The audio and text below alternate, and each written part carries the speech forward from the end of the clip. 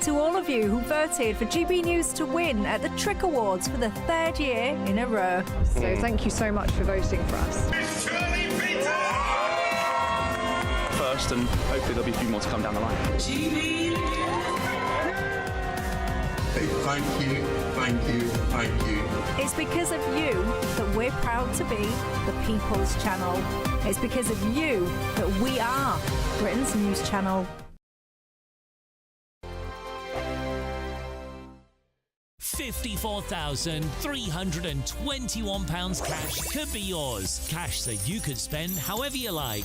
It's like having an extra £1,000 each week for a whole year to play with. Someone is guaranteed to win this amazing amount of cash. So make sure that someone could be you. For another chance to win £54,321 cash, text cash to 63225. One entry costs £2.50 plus one standard network rate message. Or text bonus to 63225. 5 entries cost £5 plus one standard network rate message. Go to gbnews.com/win. Entries start at £2.50. Call 0903 686 3232. Calls cost £2.50 plus your network access charge. Or post your name and number to GB14 PO Box 8690 Derby DE1 9TT.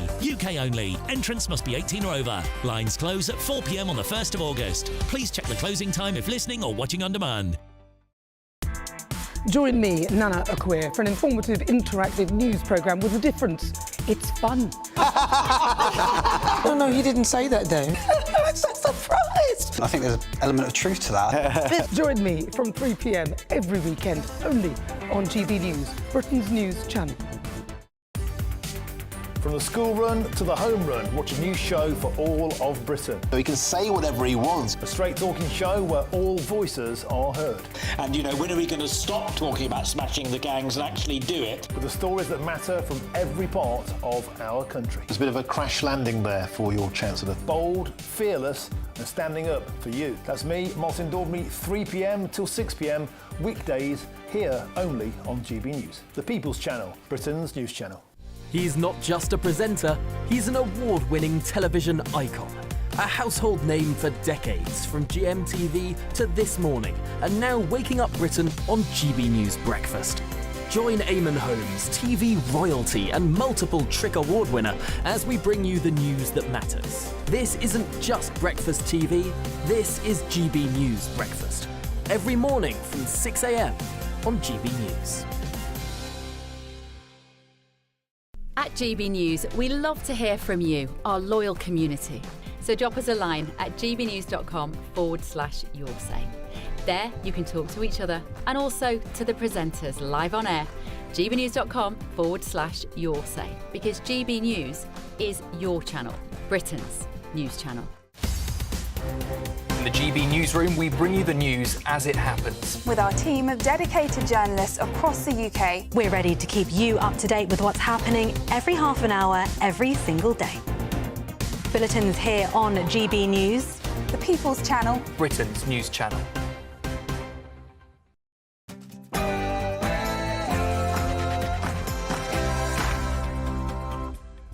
Good evening, it's 9 p.m. I'm Ben Leo. Tonight, buy a ticket to the show at the Rings. I'll meet you outside and punch you up there, you Ah, dear oh dear. Glasgow tryhard's Bob Villain threatened once to punch a fan at a recent concert in Manchester. And that's just the start. Go dig up Maggie's grave, ask her where that milk went. Down to storm those down indoors, run inside and eat the rich. They were even invited to perform in the BBC studios back in 2022, where they rapped about digging up the corpse of Margaret Thatcher. Of course they did. So why wasn't the BBC prepared for their antics?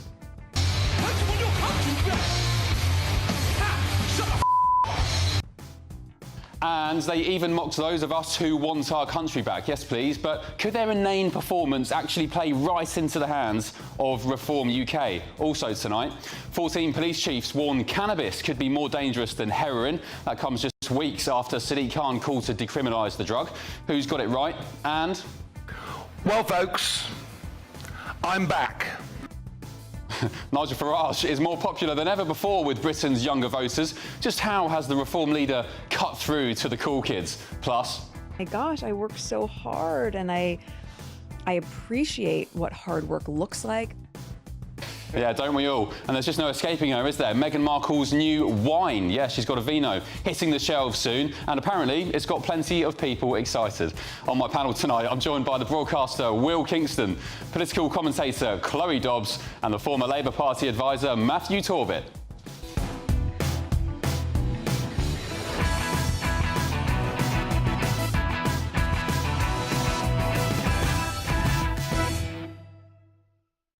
Good evening to you. The BBC stopped short of apologising for its Glastonbury horror show, but it should probably reconsider that decision after what I'm about to tell you tonight. I know some viewers who at home have asked for the clip not to be played again on television, but I believe sunlight is actually the best disinfectant. And personally, I'm not in the game of censorship. Death, death to the IDF, death, death to the IDF, death, death to the IDF, death, death to the IDF. The BBC said some of the comments made during that Bob Vylan set were, quote, deeply offensive. But the corporation hasn't addressed why it continued to broadcast the live feed to the nation when it could have easily pulled the plug. It also hasn't answered why there wasn't at least a delay on the transmission that would have allowed them to react to it. They could have done it because the BBC had already decided that Irish band Kneecap shouldn't have been given the time of day, and their performance at Glastonbury was right after Bob Vylan's. And that's exactly what the BBC should have done, because, as I've discovered over the past 24 hours, the Beeb knows Bob Vylan very, very well. Ben Leo tonight can reveal the BBC's been championing Bob Vylan's lead singer as far back as 2006. His real name is Pascal Robinson Foster. He's a 34-year-old from Ipswich. This is Pascal, featured on the BBC website in April 2006 under its old Video Nation segment, and it described him as a performance poet. It reads, Pascal believes poetry can have a powerful message. He tells us about his influences and why he loves slam poetry. Very good. Robinson Foster has also previously spoken about his band's struggles to get signed by a label because they're just too extreme. And he seems to have a penchant for violent threats too. This is him from a gig in Manchester where he told a heckling audience member that he'll meet him outside to punch him. I'll have you on your ass in no time, you. Tell you what, buy a ticket to the show at the Ritz, I'll meet you outside and punch you up there, you. Yeah, of course you will. One of Bob Vylan's tracks is called Makes Me Violent. Another track, called Rain, has the lyrics, got a message for the thieves in the palace, we want the jewels back. And on another track, Get Yourself a Gun, Robinson Foster sings, landlord just raised your rent, mate, get yourself a gun.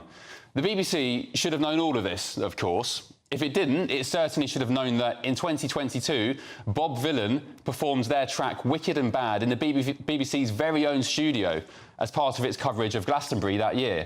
In that performance, Robinson Foster raps about digging up the grave of Margaret Thatcher.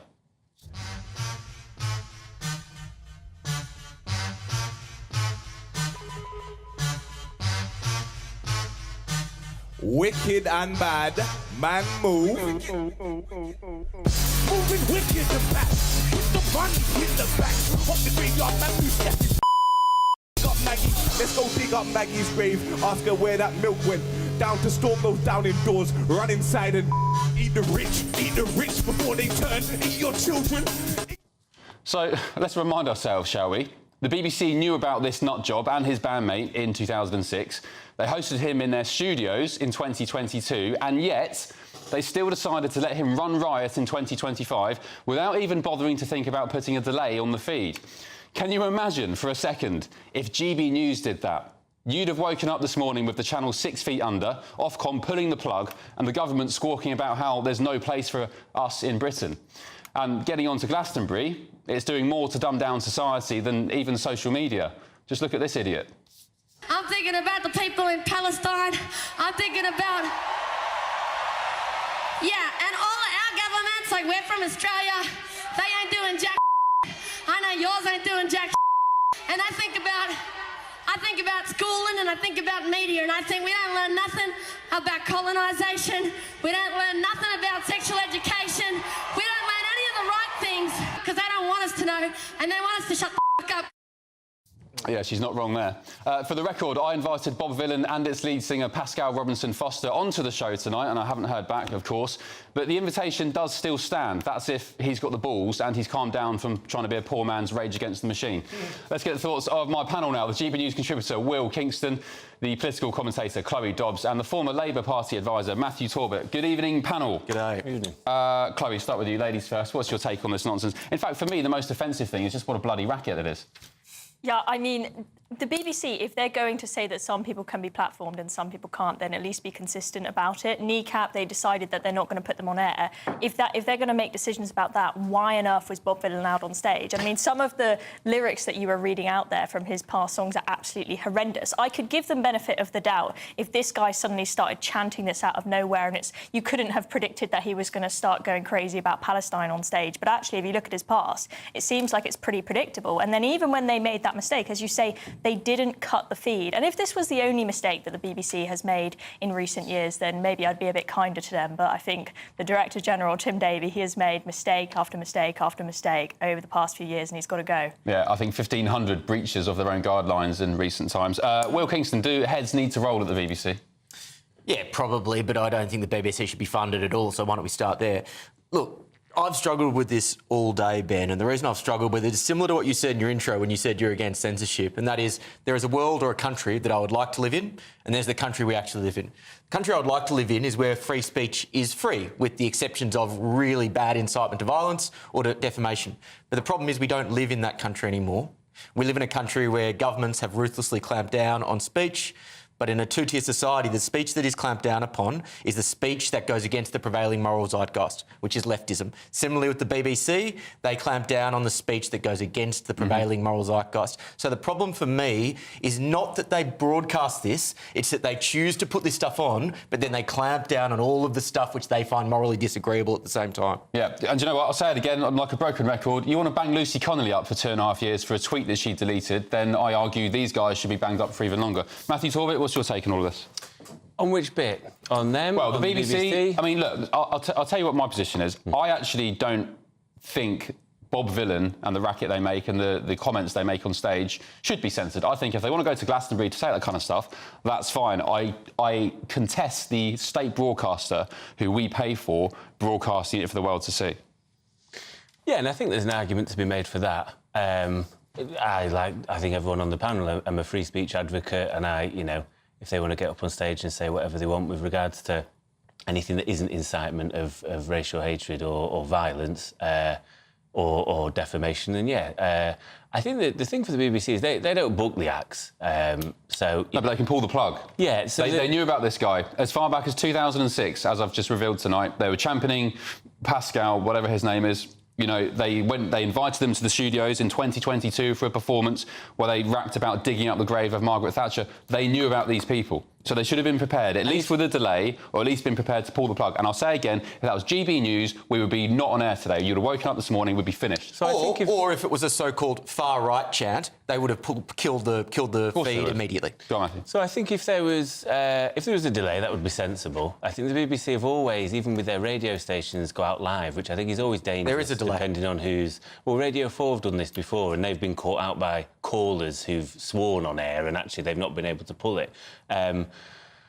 So I think what will happen is this is probably around contracting, giving Glastonbury a certain amount of airtime and whatever else. It'll be some rigmarole within the BBC. Wishy-washy, mate. They should have been prepared for this. If it was just a few people running the show to broadcast the Glastonbury Festival, then maybe there'd be, you know, you could give them a bit of benefit of doubt for some mistakes, but apparently they've got 900 staff there to put this thing out. Which is... there's also questions to be asked about that, about where your licence fee money is going. No, but 900 staff and you can't even be prepared for something going wrong and someone shouting something out. To play devil's advocate... Someone who's got that much of a track record. The performance, the sort of acoustic performance they gave in 2022 and the stuff about Thatcher, it's very uncouth, right? It's not nice, not the sort of thing I'd sort of, you know, go to and enjoy, believe it or not. But ultimately... That's up to them to say it. Art, for the want of argument, has always been about pushing boundaries, and we tend to get these moral outrages every so often. It'll be a comedian using ableist language or offensive terms, which we've had with Jimmy Carr and Frankie Boyle in the past. We had the Sex Pistols in the 70s saying the Queen wasn't human and the royal family shouldn't be alive. We've had Eminem banned from the UK early on in his career because of his lyrics were homophobic and potentially racist. I don't want these guys censored. I'll say it again. I do not want to censor people's speech. I'm a free speech absolutist. So your bugbear is with the BBC. I do not want people of this country who are skint already most of the time paying to broadcast this. I was about to say something else. Broadcast this rubbish on air. And can I add, it is the double standard of the liberal elite thinking that this is acceptable, but then suddenly saying that the speech of people that they find disagreeable isn't acceptable. That is the two-tier nature of speech in this country that people are absolutely fed up with. Yeah, in fact, not that this is someone working for the BBC, but the BBC had a guest on earlier who then said live on air that they think that Rod Stewart should be banned from, performing at Glastonbury because he supports because he supports Nigel Farage. And I'm not saying that's the BBC's view, but what I'm saying is that there is this, general movement amongst the left in the UK to think that shouting "death to the IDF" on stage is acceptable, but supporting Nigel Farage and the Reform Party, which is like the most popular party in the country, no, absolutely not. Can't air that. I saw the clip. Joy Crooks is, a very good artist and had a joke, right? Also, BBC providing balance for real argument. They've got different opinions.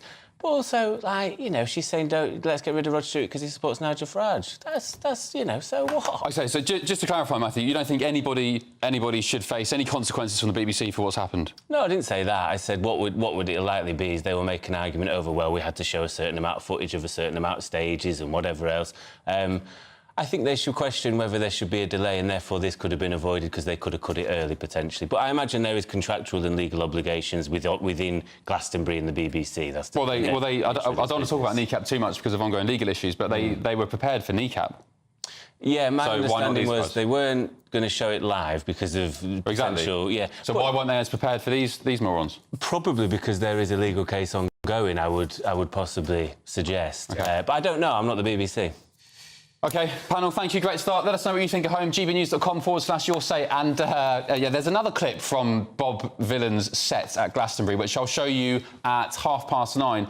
It was a clip of the lead singer, Pascal Robinson Foster, mocking the fact that many Brits want their country back. I'll play the clip in full. It may infuriate you, but it's definitely interesting to watch and listen to, so stick around for that. Glastonbury Festival has said it's appalled by the statements made by Bob Vylan, Bobby Vylan of punk duo Bob Vylan. Who are these people? There's two guys who both call themselves Bobby Vylan, one with a Y and one with an IE. I'll say again. Not that those are their real names, it's just a bit confusing. The most offensive part of all this for me is just the racket they make. The fact that they think that they're edgy and cool when they are saying all of the stuff that the establishment wants them to say. Yeah, we are giving them what they want because they've had airtime all weekend, and the problem is, very quickly, the same as the Sex Pistols, once you make martyrs of these people, they actually become more popular and sell more records, and this is the danger we have. And also, mate, you're from Suffolk. You're from Ipswich, right?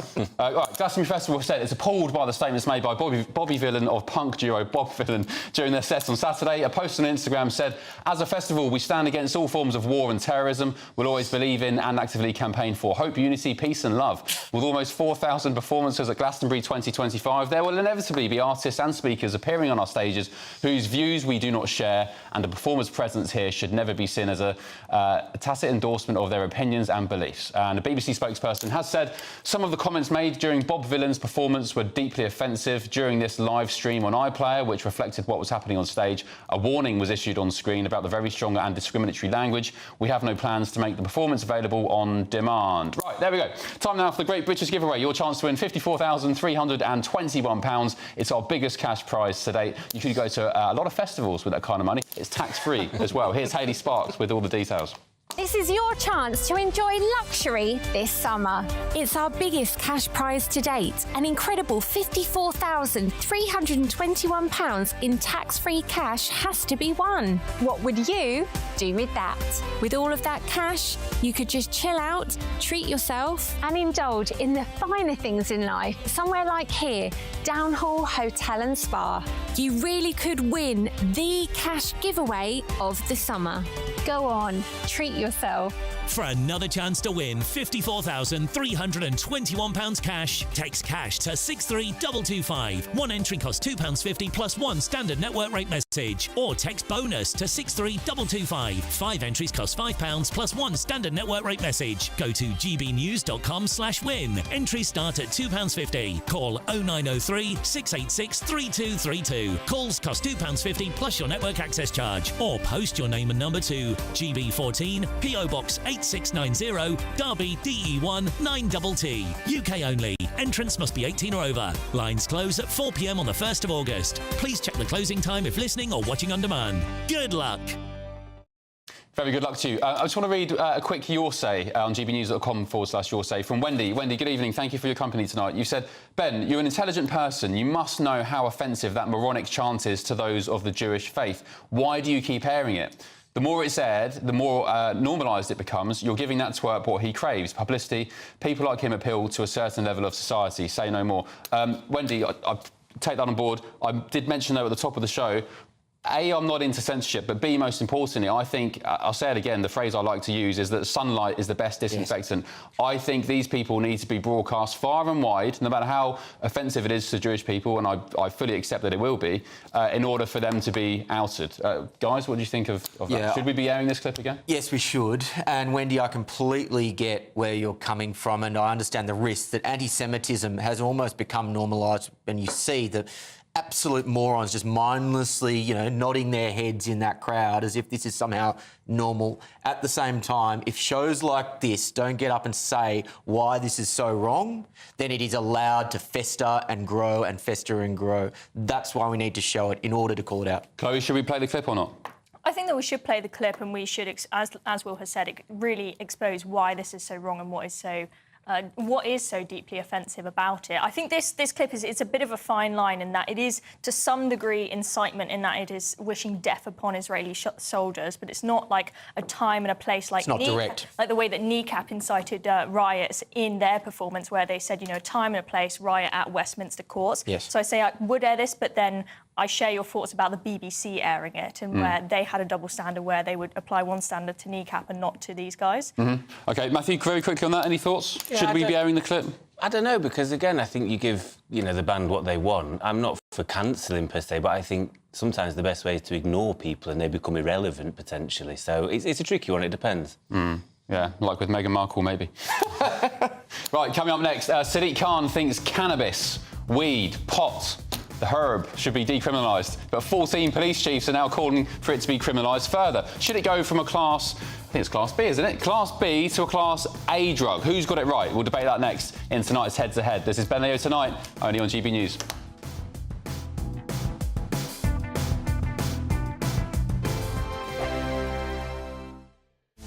This is Britain's Newsroom, where your voice matters. It's just astonishing. With expert analysis and honest opinion, we don't just keep you informed. We bring you unique perspectives you won't see anywhere else. Can't argue with any of that. When the news happens, it happens here. On Britain's Newsroom, weekdays from 9:30 a.m. Only on GB News.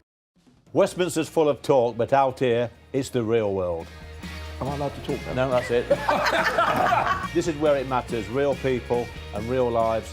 That's what politics is all about. The fact is Trump made a good start, no. Straight answers, no spin, and just a couple of pints. How many fingers have I got up? About 10. So join me for Lee Anderson's Real World every Friday at 7 p.m, only on GB News. The People's Channel, Britain's news channel. You want to know what's really going on in the corridors of power? Labour don't know what to do with you half the time, and that makes you quite lethal in the chamber. Get behind the headlines with Chopper's Political Podcast. Join me, Christopher Hope, as I sit down with the great and the good of British politics. We'll see where this ruling takes us. These are the stories shaping our nation. Chopper's Political Podcast, available now on all platforms. Listen in and stay ahead.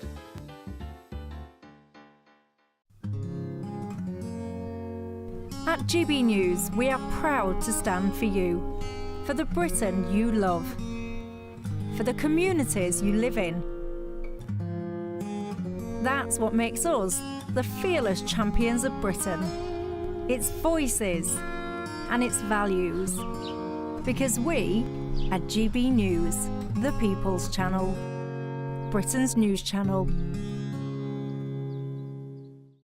It's Patrick Christie's Tonight, and here we do things differently. It's explaining the absolute madness of this, doesn't it? It's explosive. I mean, this is very good. It's lively. 850. Your government sat there, Sean, and it did nothing. It's controversial. And the Middle East has been in turmoil since before I was born. It's everything you need to kickstart your evening. Everyone's had their Weetabix tonight. I love to see it. That's Patrick Christie's Tonight, weeknights from 9 p.m. Only on GB News, the People's Channel, Britain's news channel. Westminster, the ultimate clique. And you're fighting like rats in a sack. But here on the Camilla Tominey Show, we ask the questions the establishment media is too scared to ask. OK, let me ask you a straight question, because I know you're a straight-talking politician. Whether it's net zero, illegal immigration or law and order, nothing is off-limits. You had the power then. Yeah, as I and now you've lost it. That's the Camilla Tominey Show, a politics show that's fearless. But no, let me finish my question if you don't mind, because it is my show. Sundays at 9:30, only on GB News, the People's Channel, Britain's news channel.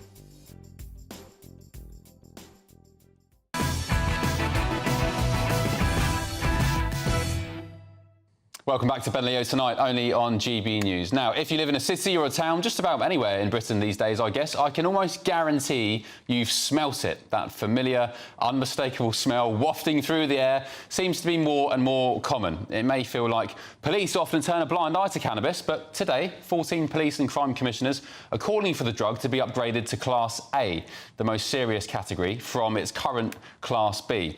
The claim weed is more of a danger to society than the most serious drugs, including heroin. That's what they're arguing, and it comes just weeks after London Mayor Sadiq Khan called for the partial decriminalisation of cannabis, standing firmly at odds with the opinion of these policing experts. And just 2 days ago, the father of the innocent 14-year-old boy murdered by sword attacker Marcos Monzo claimed his son was dead because his attacker had smoked cannabis. Monzo had descended into a spiral of psychosis after smoking weed, which also led to him skinning and attempting to eat his own pet cat. So tonight I'm asking, should cannabis be upgraded to Class A, or should it just be decriminalised, as lots of people are arguing for? Well, I'm joined now by one of those police chiefs calling for the upgrade, David Sidgwick, and human rights campaigner Peter Tatchell. Good evening to you both. Thank you for joining me.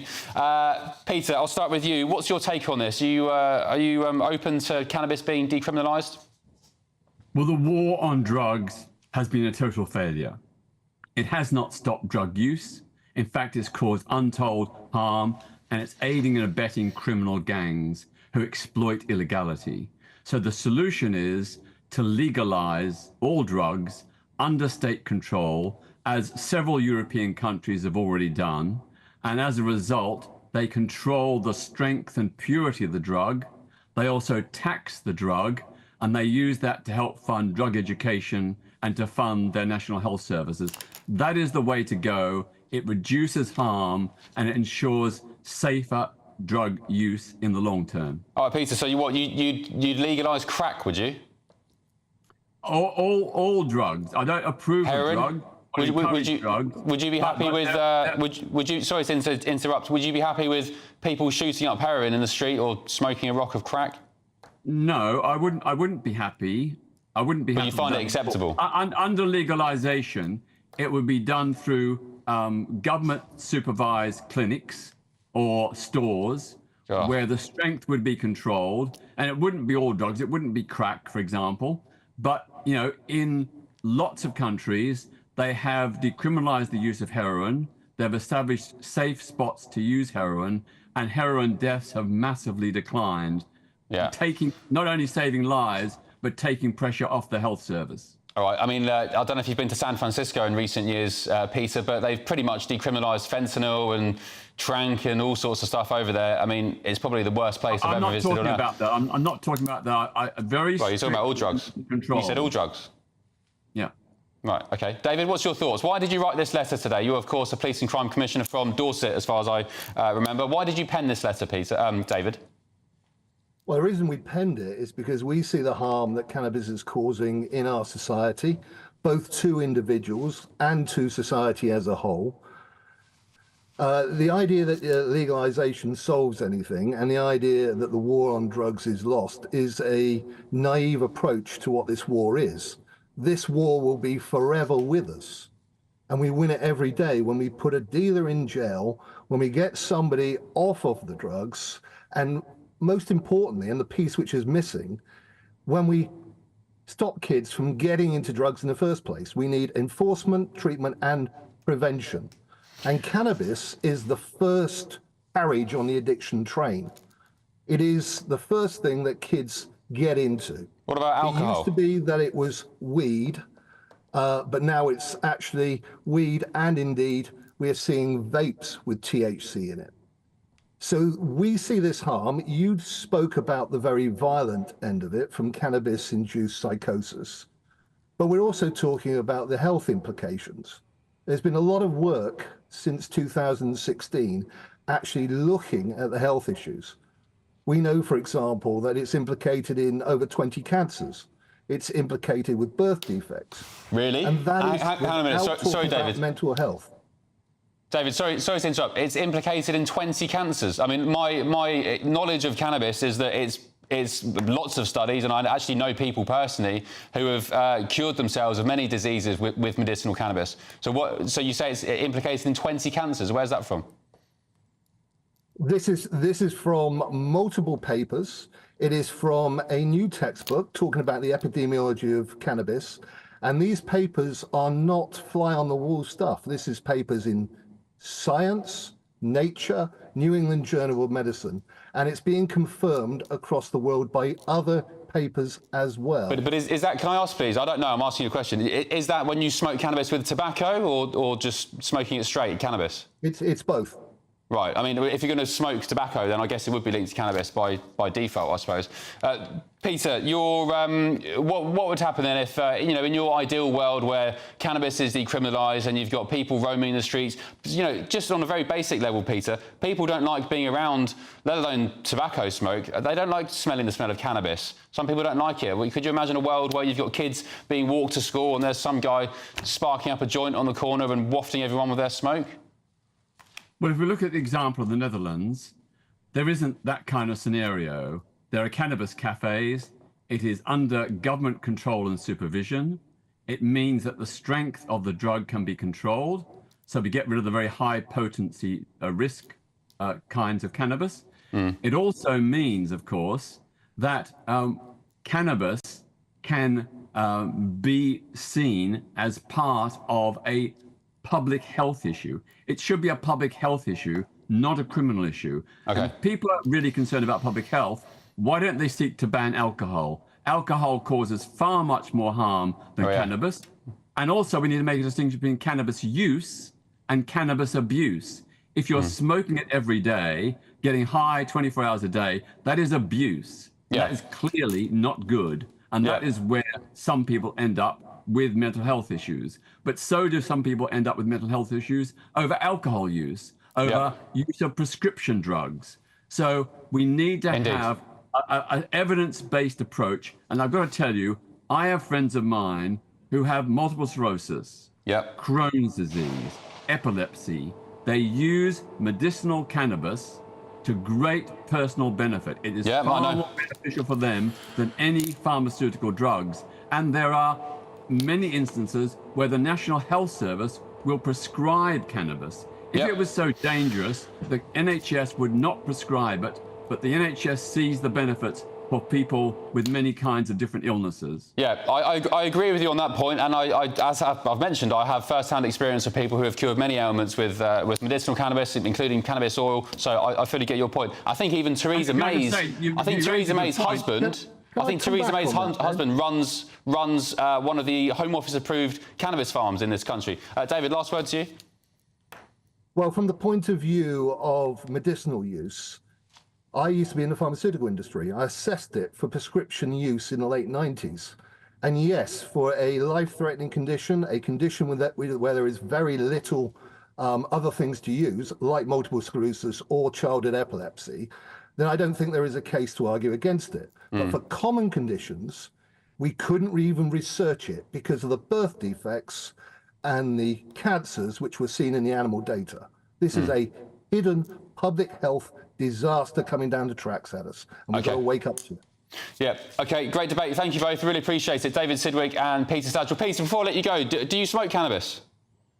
I have in the past, but, well... When was the last time you smoked? I want to make the distinction. People should not smoke cannabis. If they're going to use it, they should eat it, because smoking is always harmful. So, again, it's about harm reduction and safe use. You know, trying to ban it isn't going to work. OK. We want to encourage more people to not smoke it, but eat it. That's safer. Oh, well, I mean, it is technically illegal, so I'd advise people not to smoke it or eat it. Just, you know, putting it out there. David, have you ever smoked cannabis?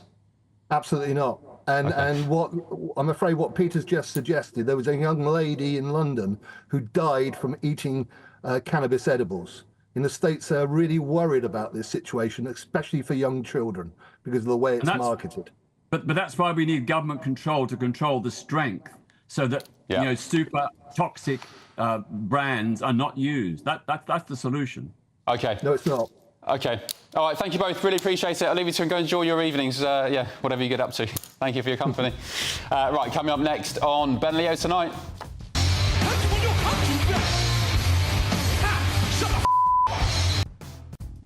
Could Bob Vylan's lyrics about taking the country back actually play into the hands of Reform UK? Dame Andrea Jenkins of Reform weighs in next. See you in 3 minutes. I hope we haven't forgotten anything. Travel insurance, I tick that box. Yeah, but remember what you forgot last year. All Clear Travel Insurance sponsors GB News travel destinations forecast. It's going to continue to be very hot across southern parts of the Mediterranean over the next couple of days, but not everywhere is going to see that hot weather. Parts of Madeira, the Canary Islands, seeing a little bit of clouds and blustery winds over the next couple of days. But it's southern parts of Spain, southern parts of France, parts of Italy, Greece that will continue to see those temperatures rising into the mid, perhaps high 30s, maybe even locally the low 40s too. There will still be plenty of sunshine on offer for many though, and those temperatures will be on the rise as we go over the next couple of days. All Clear Travel Insurance sponsors GB News travel destinations forecast. Hello there, welcome to your latest GB News weather forecast. High pressure generally keeping it settled for much of the UK. However, we will see weather fronts move in across the northwest, giving some outbreaks of heavy rain. We can see that nicely on the pressure pattern there. This area of low pressure bringing rain to Northern Ireland and Scotland as we move through Monday. Some of this could be heavy, but high pressure keeping it settled further south and east. Through this evening and overnight, generally dry for much of the country. The cloud becoming thick enough for some light rain and drizzle across western upslopes like we've seen over recent nights, and perhaps some more persistent rain reaching the far northwest later. A very muggy night for everyone, temperatures remaining between 15 and 18 Celsius. But it does mean a mixed start to Monday morning, starting across northern Scotland. We already have more cloud here, some outbreaks of showery rain, which one or two bursts could be heavy at times. There'll be some drier, brighter interludes too, and then Northern Ireland also starting on a fairly cloudy note with rain not too far away. Much of England and Wales fairly sunny, some low cloud across the west first thing, but this should slowly start to burn back as the sun rises quickly in the sky. And in that strong June sunshine, temperatures lifting quite quickly. We could see highs around 34, 35 Celsius towards southeast England. Always cooler further north and west where the cloud is thickest, and we could see some outbreaks of heavy rain across Northern Ireland into northwest Scotland come the afternoon. Some localised flooding starting to become an issue as we move through into the evening time. And that frontal system into Tuesday pushes its way southeastwards, introducing fresher air across northwestern areas, but sunny spells. Still hot and humid to the southeast of this weather front. The temperatures again around 34, possibly 35 Celsius. Under the cloud it remains grey and wet. And then those temperatures falling back near to average for everyone as we move to the middle of the week. No matter the state it's in, this is our nation. Join me, Jacob Rees-Mogg, for a genuine, honest discussion on where we have been, where we are going, and where we are with the people who set the direction. That's State of the Nation every Monday and Tuesday at 8 o'clock, only on GB News, the People's Channel. This is Britain's Newsroom, where your voice matters. It's just astonishing. With expert analysis and honest opinion, we don't just keep you informed. We bring you unique perspectives you won't see anywhere else. Can't argue with any of that. When the news happens, it happens here. On Britain's Newsroom, weekdays from 9:30 a.m. Only on GB News. At GB News, we love to hear from you, our loyal community. So drop us a line at gbnews.com/yoursay. There, you can talk to each other and also to the presenters live on air. gbnews.com/yoursay, because GB News is your channel, Britain's news channel. He's not just a presenter, he's an award-winning television icon. A household name for decades, from GMTV to This Morning, and now waking up Britain on GB News Breakfast. Join Eamon Holmes, TV royalty and multiple Trick Award winner, as we bring you the news that matters. This isn't just breakfast TV, this is GB News Breakfast. Every morning from 6 a.m. on GB News.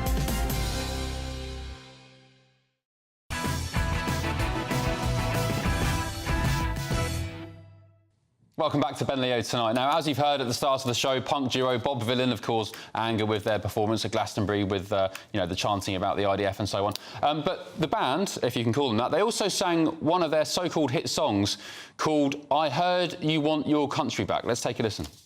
Heard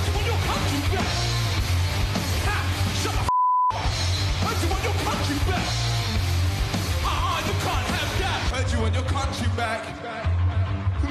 Shut the So, if you didn't quite get the lyrics, it was, I heard you want your country back, shut the up, and then mocking people who want their country back, including those of Reform UK, whose leader, Nigel Farage, retweeted a video of that performance with the caption, if you vote Reform, you can have your country back from these lunatics. I'm delighted to be joined now by Reform UK's Mayor of Greater Lincolnshire, Dame Andrea Jenkins. Dame Andrea, please tell me this is going to be part of Reform's official marketing / electoral campaigning for the months and years to come. I think it should be, don't you? But what a cool line from Nigel. Good on him. What did you make of that? Look, I mean, I think that Vylan, literally, they are inciting violence. And I think if the police don't arrest and treat them the same way as Lucy Connolly and all the other political prisoners, then they should let Lucy Connolly and the other political prisoners out and give them compensation, because this is evidence that we've got a two-tier justice system. So, yeah. Indeed, I agree. But particularly though, Andrea, what do you make of the fact that we've got a guy here who's mocking the concerns and the fears, in some cases, of people who say they do want their country back? They feel like their society has been eroded or kind of, changing at a pace that's a bit too quick for their liking. Culture is being denigrated. Integration is a big concern. What do you make of the fact that they are literally mocking the hopes and fears of these people? Well, look, they are obviously incredibly left-wing and out of touch, and they are playing to their audience. And look, people like that, they're not the heroes of people in the street, are they? The people who work hard, do the right thing. They want people who will stand up for them. They are standing up for another country. Nigel and Reform standing up for Britain, that's what matters. OK, I'm going to introduce the panel now. Will Kingston, Chloe Dobbs, Matthew Torbett. Matthew, as far as I remember, correct me if I'm wrong, you have a little bit of an issue with that phrase, take your country back. Am I wrong there? No, have I made that up? Yeah, that's fine. OK, sorry, yeah. I think, well, on that, I think take it back from what? I don't think there is ever a time that you can go back to for any country. I think countries evolve, countries change, demographics change, life changes. And I think we live in a time, I think more so because of online presence and social media, there's a huge breakdown in communities. But it's up to the politicians of tomorrow. Well, should we ask Dame Andrea that? Dame Andrea, Matthew says take the country back from what? Would you like to explain? Yeah, take it back from this mess that we're in at the moment with mass illegal migration, hundreds turning up on the boats daily, a two-tier justice system, people not feeling safe in their home. We've seen the state of the economy. You know, we want to get back to common sense. We want to feel safe in our home. We want to strong armed forces, and we want to actually pay our way and do the best for our children and protect freedom of speech. We haven't got that at the moment. I actually think this was a more important moment than we're giving it credit for, because it was an encapsulation of modern Britain today. You had a racially motivated extremist who has nothing but contempt for this country on the stage. Yeah. And then you had middle-aged, middle-class, Middle England, many of them drugged up, mindlessly nodding away, perfectly happy as they hear someone saying, you know what, the country that you had is gone, suck it up and deal with it. And it is that sort of, you know, liberal bourgeois nihilism, which comes from, you know, this sort of self-flagellating instinct which is so prevalent among that class, which is why we are in that position today. And I think that is why it resonated so much with so many people. So, Dame Andrea, is there any way back, I mean, literally taking your country back, is there any way to reverse what Will has just eloquently described? And how would reform do it? Will said it brilliantly. Of course he is. I mean, we've seen in even the local elections how, you know, we've got Doge now going into councils. We're rooting out the work waste, bringing common sense, getting people back into the office instead of working from home. So we're starting on that, you know, the micro level. Of course we can, but it takes leadership, and to me, Nigel's the only one who can lead on this. But I think the real hero of Glastonbury is Rod Stewart, there, don't you? Well, yeah, maybe. I mean, maybe if you like his music. Yeah, he's a legend, isn't he? Yeah. Matthew had a little shrug of the shoulders, shake of the head when you said Nigel Farage is the only one to get our country back. I did not shrug the shoulders or shake. Basically, I had a little. You mentioned that, you know, they weren't representative of the people on the street and those that go and do the right thing. I had friends that didn't go and watch this particular individual, but have gone to Glastonbury. One's a barman, one's a barber, one's a carer. They do the right thing. They go and do things. They're certainly not middle class. However, I want to push you on the fact that you want to go back to a time of common sense. Now, listen, common sense is a good thing, I would agree. When was that? I mean, I personally think it was during Thatcher's time. You know, the country's been right since then, if I'm right, yeah.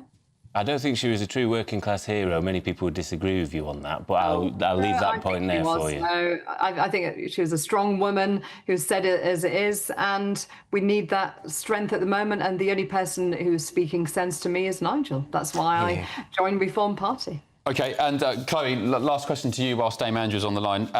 When was Britain last thinking straight with common sense? I think that it was around about... I think sort of since the pandemic, it's gotten worse. I think one thing I've really noticed is that when I was in sixth form and I did debating there, that we were able to say whatever we want, and whether people were left or right, they listened to your arguments, not just in that scenario, but generally and in school and education. And then I tried, sort of when I went to university, I tried to do debating again and realised that everyone on the left had become like wolves who think that you're just some sort of evil villain if you disagree with them. And I feel like there's been that change, I think, maybe over the past 5 or 6 years, where people now think that you're some kind of evil human being if you disagree with them. And, you know, rather than, you know, Bob Villan engaging in arguments on why he thinks the IDF or Nigel Farage are bad human beings, just says horrible chants and whatnot. Yeah. Dame Andrea, Will reckons pre-Blair was when Britain was probably... Yeah, I was just going to say that, actually. Look, I'm a 70s and 80s kid. You know, it was great. I love the Father Ted-type comedies. Look at the comedies in the 70s and 80s. It was brilliant. That was true freedom of speech. And it was when Blair came in, and Cherry Blair as well, with the Human Rights Act. That's when it all started going downhill, I believe. Yeah, and that's when Conservatives went more centrist, wasn't it? Yeah, and I guess that's when the floodgates opened in terms of migration anyway. Was it 10 million over the course of 20 years? Dame Andrea, thank you very much. Appreciate your company tonight. Have a good rest of your Sunday. Right, coming up, sticking with the Reform UK theme, they've resurged among young Brits. Just why, though, is Nigel Farage cutting through to a new generation in a way other politicians so far have failed to do? This is Ben Leo Tonight, only on GB News.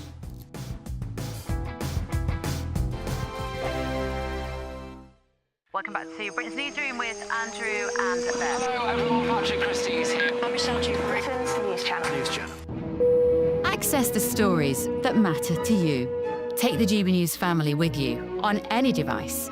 And as long as you have an internet connection, tune in to GB News anywhere on the planet or beyond. GB News, the People's Channel, Britain's News Channel.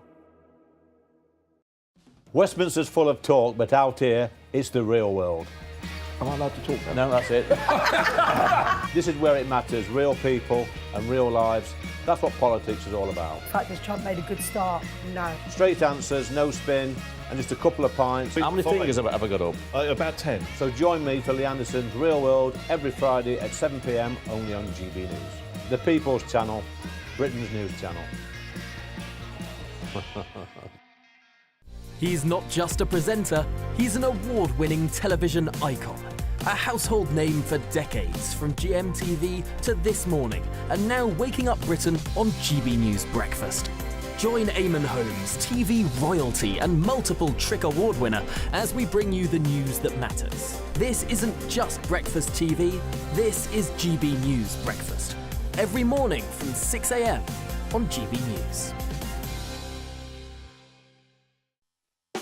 You want to know what's really going on in the corridors of power? Labour don't know what to do with you half the time, and that makes you quite lethal in the chamber. Get behind the headlines with Chopper's Political Podcast. Join me, Christopher Hope, as I sit down with the great and the good of British politics. We'll see where this ruling takes us. These are the stories shaping our nation. Chopper's Political Podcast, available now on all platforms. Listen in and stay ahead. Exciting news. Every Friday, my Patrick Christie's Tonight Show is going to have a twist to it. We're welcoming some special guests. You. That's right, on Fridays I'm going to be doing my show in front of a live studio audience, because this show is about you and what you have to say. It's going to be the same big debates, same big topics, same big opinions, but every Friday night at 9 p.m. you are invited to come on down to Patrick Christie's Tonight to be a part of the action. Only on GB News, the People's Channel, Britain's News Channel. Good Afternoon Britain isn't just about us. The wonderful thing about this programme is it's about everyone watching. It's an interactive programme. Well, there absolutely is something to see here, and we're going to be talking about it more. Whether it's breaking royal news, please bring us up to date, or indeed a particularly punchy speech in the House of Commons. Very, very curious. We bring it to you live, and then we bring you live reaction as well. That's Good Afternoon Britain, weekdays from midday. Only on GB News, the People's Channel, Britain's News Channel.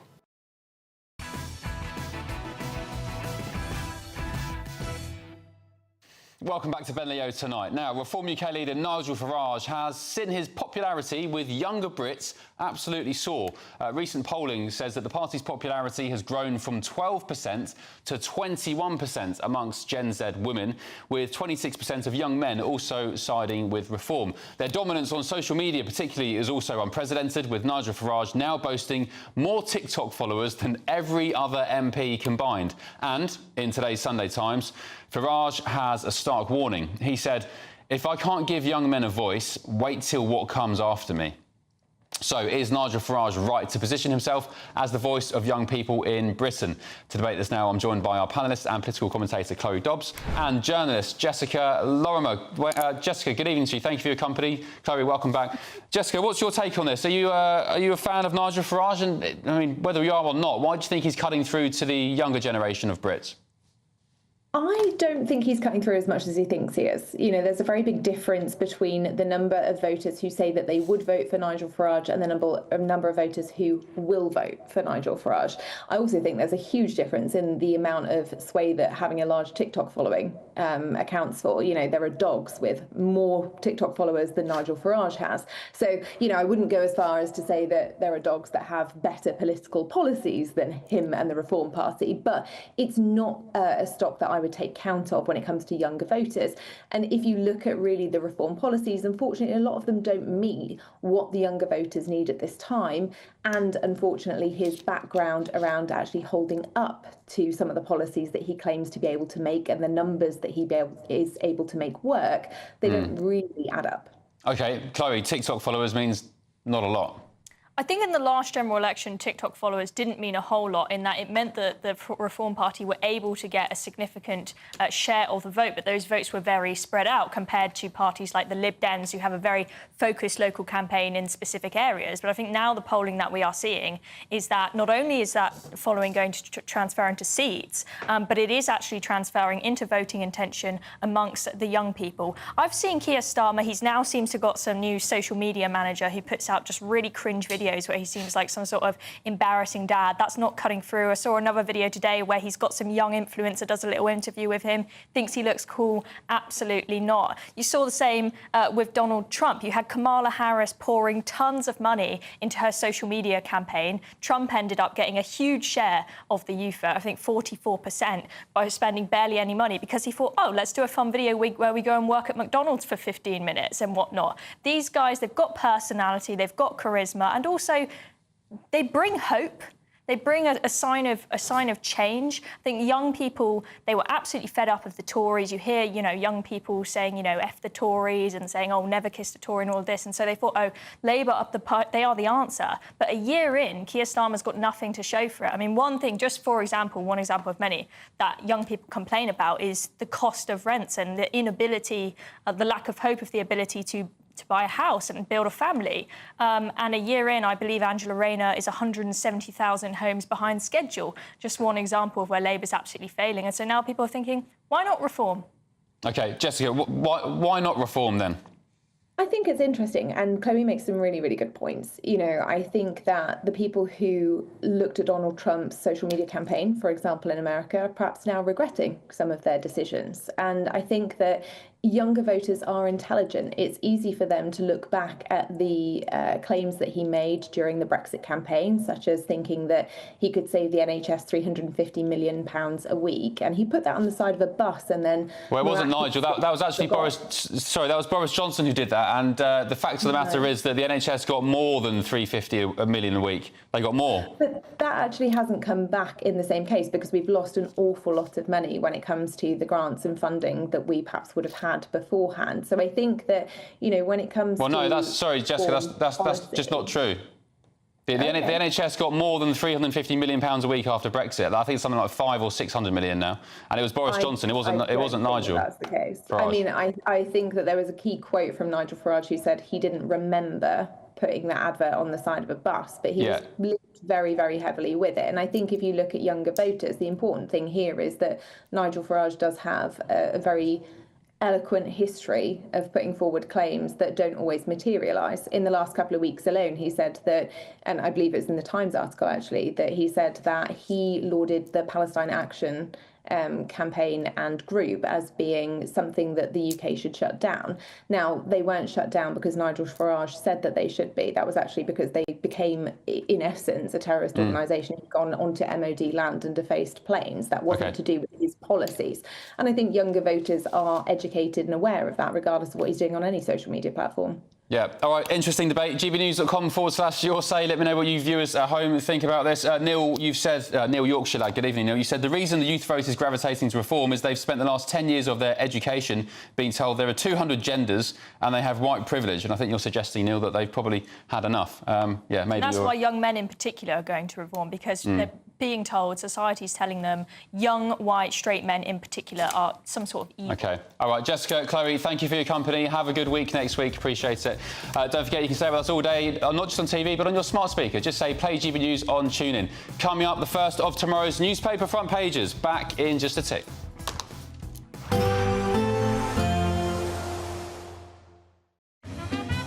A positive outlook through the night will power through to a bright day ahead.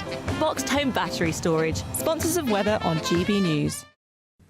Hello there, welcome to your latest GB News weather forecast. High pressure generally keeping it settled for much of the UK. However, we will see weather fronts move in across the northwest, giving some outbreaks of heavy rain. We can see that nicely on the pressure pattern there. This area of low pressure bringing rain to Northern Ireland and Scotland as we move through Monday. Some of this could be heavy, but high pressure keeping it settled further south and east. Through this evening and overnight, generally dry for much of the country. The cloud becoming Thick enough for some light rain and drizzle across western upslopes like we've seen over recent nights, and perhaps some more persistent rain reaching the far northwest later. A very muggy night for everyone, temperatures remaining between 15 and 18 Celsius. But it does mean a mixed start to Monday morning, starting across northern Scotland. We already have more cloud here, some outbreaks of showery rain, which one or two bursts could be heavy at times. There'll be some drier, brighter interludes too, and then Northern Ireland also starting on a fairly cloudy note with rain not too far away.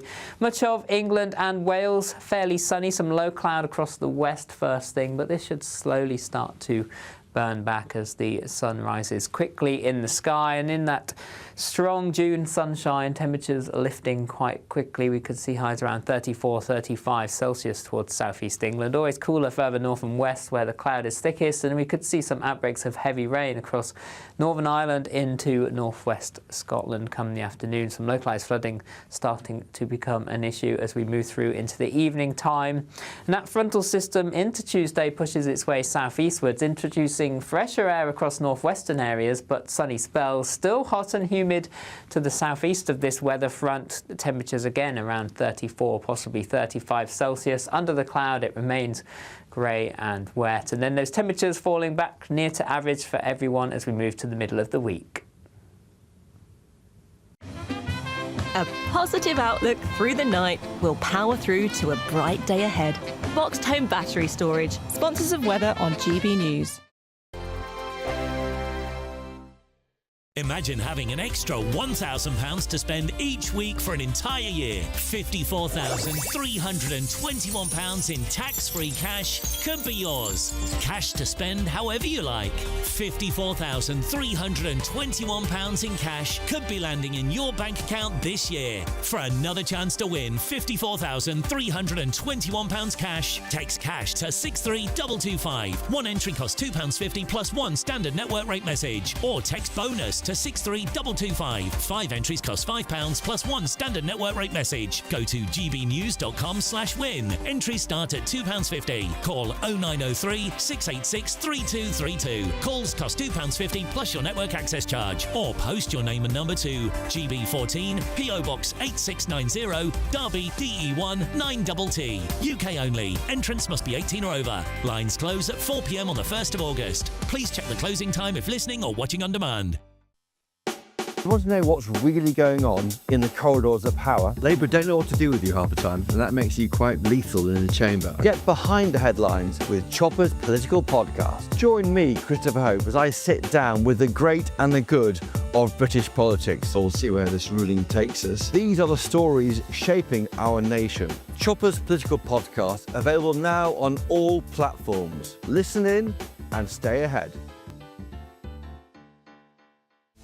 This is Britain's Newsroom, where your voice matters. It's just astonishing. With expert analysis and honest opinion, we don't just keep you informed. We bring you unique perspectives you won't see anywhere else. Can't argue with any of that. When the news happens, it happens here. On Britain's Newsroom, weekdays from 9:30 a.m. Only on GB News.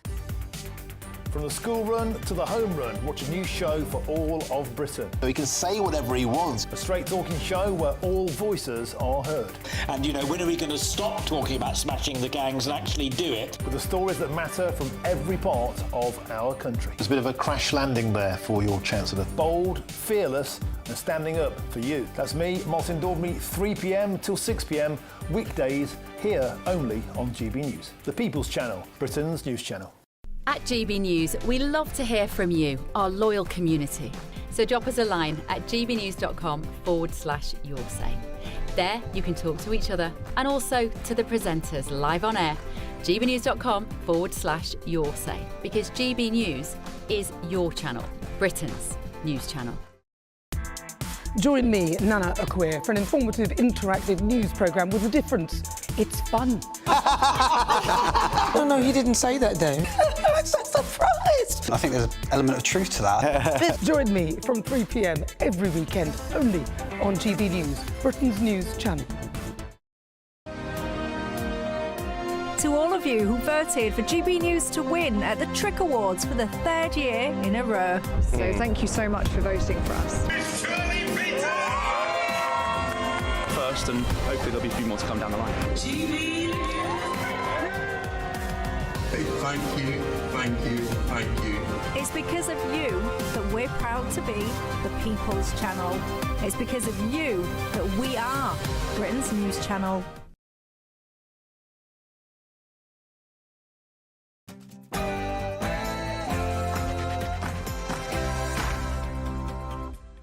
Good evening to you. It's 10 p.m. I'm Ben Leo, and breaking tonight in the Daily Telegraph tomorrow, Bob Villan, yes, the Glastonbury heroes not, should be treated like Lucy Connolly and be arrested and prosecuted immediately. That's according to the Shadow Home Secretary Chris Philp.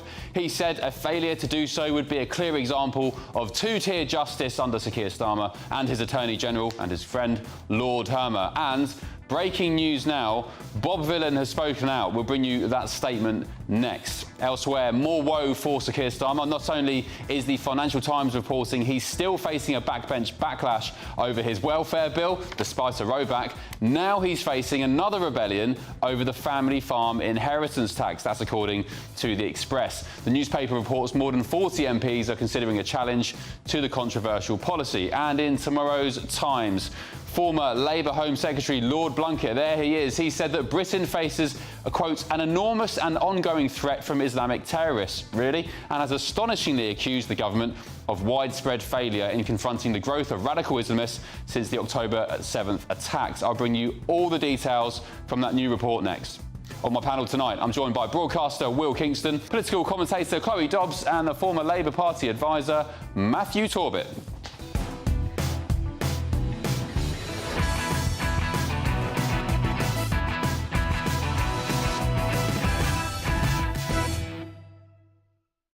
Welcome along to Ben Leo tonight. The first of tomorrow's newspapers have just dropped. Let's start with a look at the Daily Mail, I believe.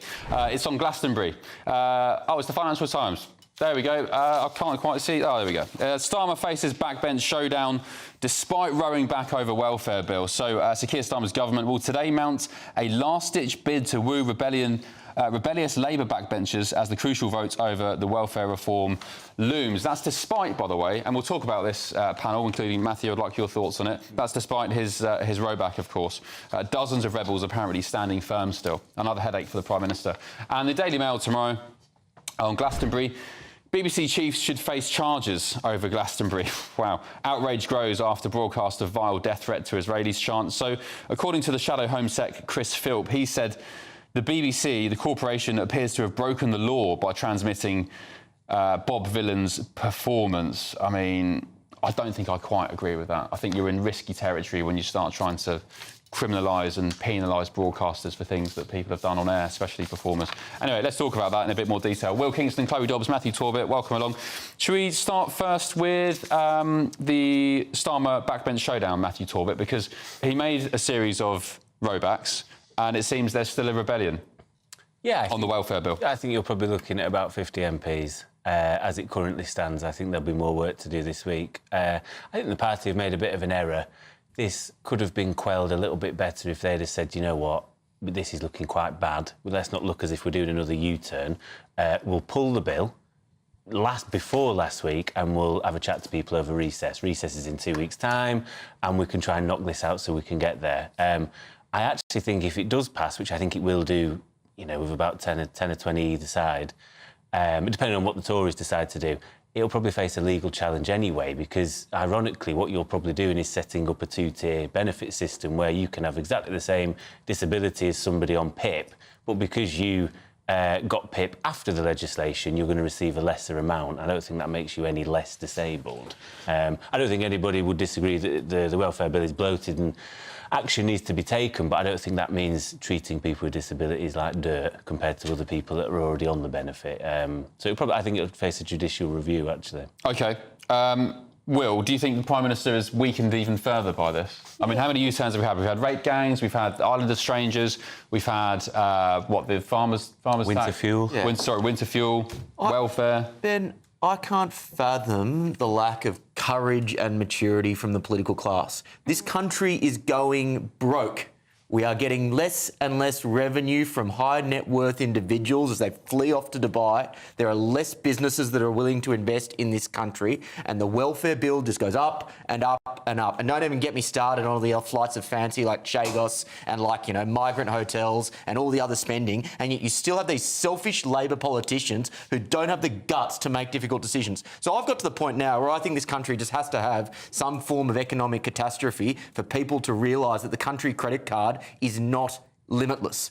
Yeah, you can't keep spending money like this. Yeah, and the complete inability of the Labour Party to have the guts to do what is necessary to get the country's finances in order is only going to push more people to the Reform Party. I mean, he gets the name Flip-Flop Starmer for a reason. He's got no tenacity, and it's not just him, it's clearly his MPs as well. I mean, the welfare bill was only 12 billion back in 1985. It's now 48 billion for working age benefits, expected to go up to, I think, 75 billion by the end of Parliament. I mean, just for context, the whole police budget is 17 billion a year. Wouldn't you rather have a bit more money to spare on keeping our streets safe at a time when everyone is stabbing each other in London? I think when Keir Starmer did his U-turn on this, there should have been something else in place to keep the same cuts. For example, by saying, OK, we're not going to give benefits to people who have mild depression and ADHD, instead to cut back on more of those people with not very severe mental issues that don't need to be on it. I think that they really need to make sure they make these savings somehow. We're going to have huge tax rises in the autumn otherwise. And as I say, not enough money for policing. You shouldn't be getting benefits if you have anxiety or depression. I'm sorry, that is the difficult reality that we face, and the best cure for anxiety or depression is not to sit on the couch collecting benefits. It's to go to work. It is actually to go and get a job and get integrated back into society. Absolutely. OK, interesting. Another headache for the PM. Should we take a look at the Daily Mail front page tomorrow? It's Glastonbury again. I know some of you at home are sick of hearing about this now, but I mean, it's a big story, and it's being moved on now by the Shadow Home Secretary, Chris Philp, who has told the Mail tomorrow that the BBC, and particularly BBC bosses, should face charges over the Bob Vylan performance where they were chanting that stuff about the IDF. Matthew Torbett, I mean, this seems a bit like dangerous territory for me. Well, yeah, he's got to say something to sort of seem relevant at the time where Tories are, 17% or whatever they are in the polls. It's silly. I think, obviously, an investigation probably needs to be done, maybe how they produce certain events in future. I don't know about prosecuting. I can imagine, maybe fined or something, but I suppose it's the rest of us that end up paying that. This is the problem. But, yeah, nonsense. Will? This is the problem when you start to get into the, free speech censoring game, is that the right then just chases the car and they do the exact same thing that the left does. You should not be hearing this stuff from a right-wing Conservative politician. They should be the ones who are championing free speech. Now, that doesn't mean he shouldn't be saying that this is morally abhorrent and let's defund the BBC and save some money like I was talking about earlier. But he shouldn't be then saying, well, we need to start censoring naughty words, because that's when you actually start to get to the Lucy Connolly situations that the right should be railing against. Yeah, I think the way that people should be attacking the legality of this is to say, yes, if nothing happens, then this is to either the BBC or to Bob Vylan, then this is a case of two-tier justice. But that doesn't mean that we want people to be locked up for this. It means that we want people, like Lucy Connolly, to be freed, so that when it comes to free speech, we've got an equal playing field. Yeah. Just some breaking news coming in now. We've actually heard from Bob Vylan and, the bands, including their lead singer, Pascal Robinson Foster. They've released a statement. It's a very long statement, and we've condensed it for you. Brace yourselves. Here we go. It says, as I lay in bed this morning, my phone buzzing non-stop, inundated with messages of both support and hatred, I listened to my daughter typing out loud as she fills out a school survey asking for her feedback on the current state of her school dinners. She expressed that she would like healthier meals. It's incredibly important that we encourage and inspire future generations to pick up the torch that was passed to us. Let us display to them loudly and visibly the right thing to do when we want and need to change. Let them see us marching in the streets, campaigning on ground level, organising online and shouting about it on any and every stage that we are offered. Today, it is a change in school dinners. Tomorrow, it's a change in foreign policy. I'm sick of talking about these people. They're just totally inane. I'm sorry, but having the guts to tell your school that the school dinners are rubbish is a little bit different to chanting death to the IDF. I'm not sure they're quite on the same plane. I'm not reading that again. I actually think there's, believe it or not, a point in there, but it's not the one he thinks he's making. I think It is absolutely right if you've got a platform to call out things that you think are wrong. And I think most people would agree events in the Middle East are awful, whatever name you want to put on it. However, this is the problem with certain movements. When you have bad messengers, it turns people off the subject altogether, as we're seeing tonight, and no doubt we'll have at home. He's not the best messenger. Move aside and let somebody else do the proper job. Matthew, I agree with the second part there, but on the first part, I think people are sick of the constant politicisation of every single realm of our lives. And I'll, just as much as I think that guy's absolutely awful, I'll call out Rod, who I prefer much more, but even he, during his performance at Glastonbury, had to stop midway through and do some, pro-Ukraine sentiment when people just want to hear the old classics. I think people are so sick and tired of this stuff from entertainers, most of them who barely finished high school. I'd say politics is everywhere, that's the problem, but people want escapism at the same time. I get that, totally, yeah. So, sorry, just what's he banging on about school dinners for? Am I being thick here? That's also Matthew, a good question. what does he mean by it? So I think he's trying to... Well, I don't... Maybe we need to ring him and find out. I think what he's trying to say is that there are more... He wants his daughter to be a campaigner and is taking the example of her being a campaigner for healthier school meals at school to her going on to being, I guess, like him, chanting death to the IDF. That's what he wants for her, to be someone who marches in the street and stands up for what she believes in. And as you say, Matthew, if you've got a platform and you want to say something, then you can. But I wouldn't be encouraging a child to chant what is essentially incitement. I would believe in reason and debate and the battle of ideas. Exactly. Right, can we talk about David Blunkett? So the former Home Secretary, Labour Home Secretary, of course, during the Blair days, has said in The Times tomorrow, Britain faces an enormous and ongoing threat from Islamic terrorists. And Lord Blunkett said since October the 7th, 2023, by the attacks from Hamas and the subsequent war in Gaza, that those events have instilled a growing and disturbing level of hatred against Jewish people in the UK that's being enabled to fester by Islamists. I mean, Matthew Torbett, we knew this years ago, didn't we? Why is David Blunkett piping up now? Especially, by the way, as he was the Home Secretary. This was his remit. Some years ago. Yeah, I mean, it's not new. MI5 have said most years, I think the most recent figures was that 75% of terrorism that is either foiled or that unfortunately goes ahead is rooted in Islamic fundamentalism. Yeah. I don't know, he's got a report out. Is this a bit of a Chris Philp syndrome where he's like, I've got to get it out there and be relevant again because, he's not the most popular person in the Labour Party? Blunkett's not. No, he isn't. Why not? Well, he was always a bit of an headbanger, I thought, during the Blair era. It was trying to out-Tory the Tories and stay in. He did very little. And this is the irony, I suppose, of when you get politicians, I'm aware he's still in the Lords, but people who are frontline politicians trying to sanitise and rehabilitate their image. People are very aware of Labour's failure on the borders during Tony Blair's era and Eastern European people that came in. Admittedly, a lot of them did work, but ultimately the lack of infrastructure that was built to cope with that can actually lead us up the garden path to where we are today. I think he's not popular in the Labor Party because he's the only one sensible enough to say the quiet part out loud about Islam, which none of them have the guts to do. The interesting thing about this story is it shows how the left have moved in 20 years since his time in the Blair government, where, admittedly, they were much more sensible than the left today. This also goes for the Democrats in the US, where they were kind of sensible centre-left, maybe under Clinton. And today, basically, you have a left-wing Labor Party, which are, in many cases, vehemently anti-Israel and vehemently refuse to actually call out the positions of Palestinian and Hamas terrorists, and also have enabled a dangerous form of Islamism to start to spread in the United Kingdom. Yeah, it's almost becoming normalised, actually. So just some colour from The Times in this story. So it says the 94-page report accuses the government's counter-terrorism officials of a widespread failure to recognise the extensive recent history of anti-Semitic incidents involving Islamists in the UK. It highlights how speakers in certain mosques have promoted the idea that Allah is pleased by the killing of Jews and have led prayers for the Mujahideen, those who engage in jihad without directly naming Hamas. They've also promoted conspiracy theories about the October 7th attacks. And the report is authored by Daniel Allington, a reader in social analytics at King's College London for the Counter-Extremism Group. Chloe, your thoughts on that?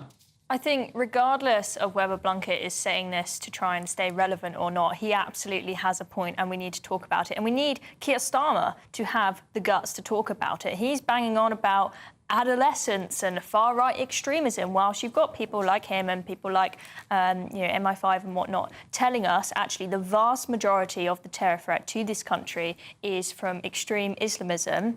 We need to wake up and we need Keir Starmer to actually have the guts to say so. I think that because our intelligence services have been so good at foiling various terror plots that we've had come up recently and they haven't actually happened, people in this country haven't quite woken up to the dangerous state that we are in. And I don't want it to be the case that we have to have a bunch of horrific terror attacks over the next Well, we've already had a bunch of them. I know, but not, like, say, over the past year or so.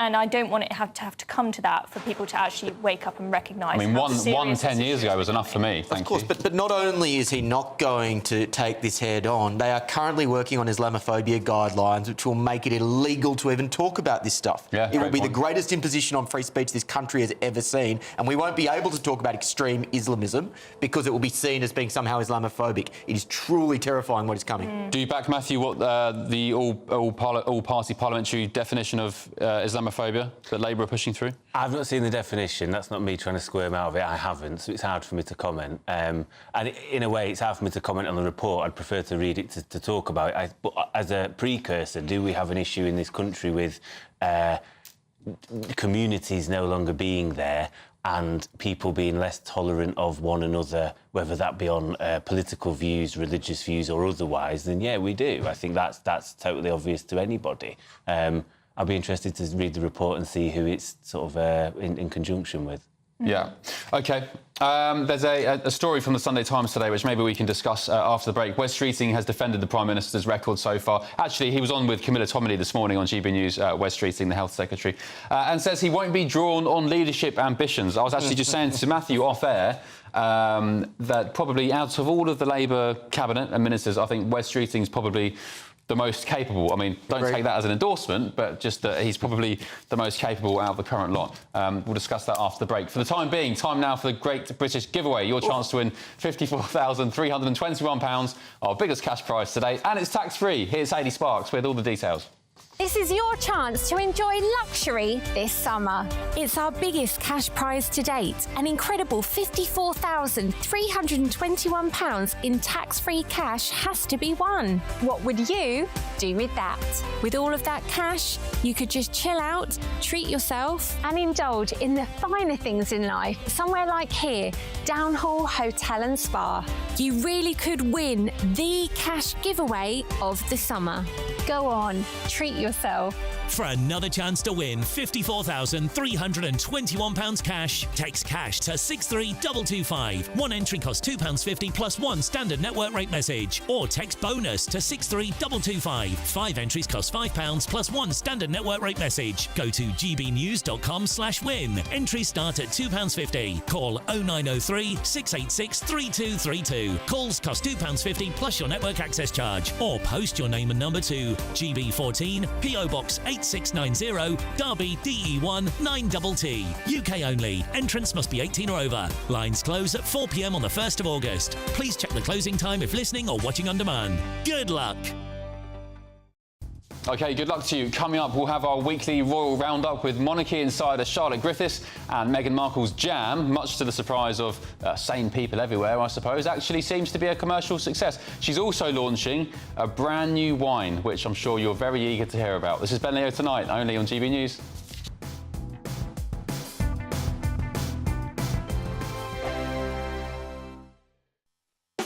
You want to know what's really going on in the corridors of power? Labour don't know what to do with you half the time, and that makes you quite lethal in the chamber. Get behind the headlines with Chopper's political podcast. Join me, Christopher Hope, as I sit down with the great and the good of British politics. We'll see where this ruling takes us. These are the stories shaping our nation. Chopper's political podcast, available now on all platforms. Listen in and stay ahead. GB News Breakfast, every day from 6 a.m. Well, how about meeting the new ABBA? It's what a lot of people are calling Dad Harmony. It's a new Swedish a cappella group that are the biggest TikTok sensation you can imagine. They are everywhere at the moment, and they join us now. Really good to see you all. With us, we have this morning Thomas, Michael, Sebastian, Peter and Adam. Not necessarily in that order, but I know. There we go. Gents, it's really good to see you. I've got to ask, first and foremost, how did you get started? How do you even get together and think, this is something we can do? Yeah, it's actually all of a coincidence, to be honest. It was, we were friends, but we were Peter had a bachelor party. And like 10 p.m. or something, we started to sing. And I recorded that song. And for some reason, I put it out on my TikTok account with like 7 followers or something. And then it blew up and got like, the first video got 22 million views, I think.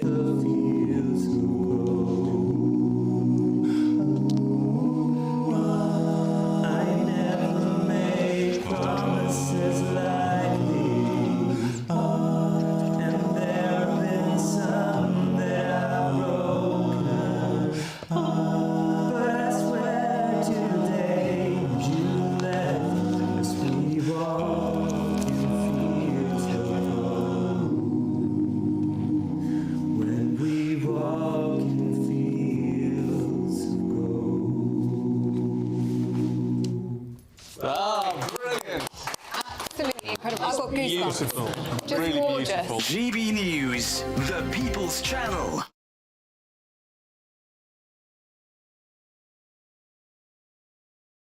It's Patrick Christie's Tonight, and here we do things differently. It's explaining the absolute madness of this, doesn't it? It's explosive. I mean, this is very good. It's lively. 850. Your government sat there, Sean, and it did nothing. It's controversial. And the Middle East has been in turmoil since before I was born. It's everything you need to kickstart your evening. Everyone's had their Weetabix tonight. I love to see it. That's Patrick Christie's Tonight, weeknights from 9 p.m. Only on GB News, the People's Channel, Britain's news channel.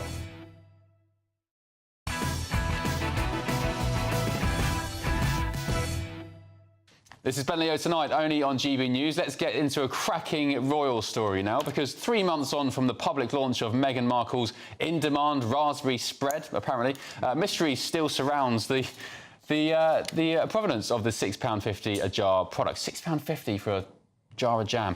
Anyway, there's no indication on the label of the pricey jar, not technically a jam because of its high fruit content, as to where it's actually made. Indeed, one expert has gone so far as to describe it as purposefully vague. So, is this overhyped scrutiny regarding Meghan's new business venture, or are we seeing that going solo after exiting the royal family with Harry is working out for the Duchess after all? I'm delighted to be joined by the editor-at-large of the Mail on Sunday, Charlotte Griffiths. Charlotte, good evening, good to see you. And also, Meghan Markle, after the success of the jam or spread, whatever you want to call it, she's launching another product. Tell us.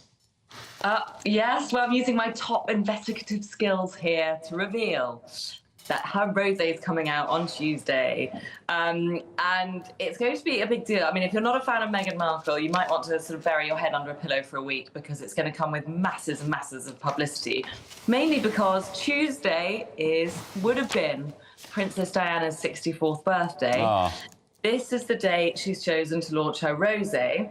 No. Is it a coincidence? Nothing's ever really a coincidence with Meghan. And already there's a little bit of controversy because we all know how Diana died. You know, there was a drunk driver behind the wheel in Paris. Now she's, releasing an alcohol brand on Diana's, 64th birthday. So that's incredible. To me, it feels like it's bad taste. That's they're never. I mean, all these coincidences with Meghan. You hear, you get a picture from, say, the Waleses, William and Kate, and the family will release a picture, for example, of a great snap of frolicking on a Norfolk beach somewhere, and then hours later, all of a sudden, Meghan's got her own one out. It's happened too many times for it to be a coincidence so far. Do you think it's just a coincidence? It's a bit chilling and a bit weird if that's the case. No, I don't think it's a coincidence. Meghan thinks through everything. She gets up at 5 a.m. She hits those emails. She thinks through every scenario. She's strategic. Although you wouldn't know she's strategic because there have been a few sort of mishaps along the way. But she does think these things through. And the rosé is really important to her because it's got a high profit margin. She's seen people like George Clooney and Brad Pitt make hundreds of millions of dollars from their alcohol brands, and she's hoping to make a lot of money. And unlike the jams, the rosé can be made, I think it's 90 bottles every minute. I mean, a huge amount can be made, whereas what keeps happening with her jams and spreads and other much smaller products as they keep selling out. And again, nobody really knows why they sell out. Is it because she only made 100 in the first Maybe she's place? buying them all. Yeah. Is she calling her mum and getting her mum to buy them en masse? But I think with the wine, she has this real shot to make a fortune. So, you know, there's a lot riding on it, and they need money because their lifestyle is so incredibly expensive. Yeah, they can't possibly have had enough money so far. I mean, goodness knows how much they need. Who's buying the jam, by the way? Do you know, is it selling in the UK or in the States? Mainly in the States. There's a limit of 6 jars per person. So, you know, she obviously anticipated people were really clamouring for this stuff. And it seems to be made by this company called Republic of Tea. So what happened last week was it was revealed, because of the coding on her website, revealed that all her teas were made by Republic of Tea. She never claimed to make her own teas, but she definitely did all these Instagram videos that made it seem like everything was thought up on her kitchen table, and her jams were made with her daughter Lilibet, and she stirred the pot on her kitchen table and made the first 50 jars and gave the first one to her mom. That's very much the marketing around it, and the language around her products is all words like crafted. But now, and there's a big piece of mine going in the paper tomorrow. It looks like Republic of Tea not only made her teas, but may well have made the jams as well. So I'm starting, and Republic of Tea has a big deal with Netflix, and they make Bridgerton tea and Downton Abbey tea and jams and honeys for those TV programs as well. So it's all starting to feel a little bit corporate to me, and not maybe as kitchen table as we once thought. So she's just basically got this mass tea maker, which everybody uses, and just whacked her name on it. It feels that way, though she would argue, and she has argued, as you'll read in my piece tomorrow, that, you know, she came up with the formulation and she gave it to this big company, and, you know, she's at the heart of it all. But, you know, it is marketing. That's how it works. That's how marketing works. Well, look, I mean, yeah, props to her. It's the brand. She's milking the brand. She's trying to make some money. I guess she's doing that, so well done to her on that front. With the wine that's coming out, what's it called? Do we know? The rosé?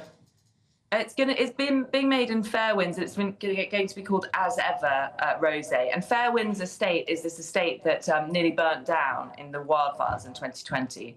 So she's helping it rebuild itself by selling her wine that's going to be made at the estate. OK, Charlotte, great stuff. Thank you very much for your company, so I really appreciate it. Just very quickly before I let you go, do you hear from Archwell or Meghan or Harry off the back of these kind of stories, or do they just appreciate the publicity regardless? Yeah, I mean, I have had the odd grumble come my way if I'm less than complimentary. But you know what? They are rethinking their strategy a bit more. They used to have a zero engagement policy with the tabloid media. And now they're starting to, because they're selling these products, they need to actually give guidance to journalists, you know, across the pond and here. So they're being a bit more cooperative than they used to. Well, if you've got any spare pots of jam, send them my way, because I love jam on toast, so you could probably keep me up for the extra hour. I'd appreciate it. Charlotte Griffiths, thank you very much. See you next week. Stick with us on Ben Leo tonight. More front pages have just dropped. Apparently, staff at the BBC are deeply ashamed over what's happened at Glastonbury. So we'll get stuck into that in just a tick.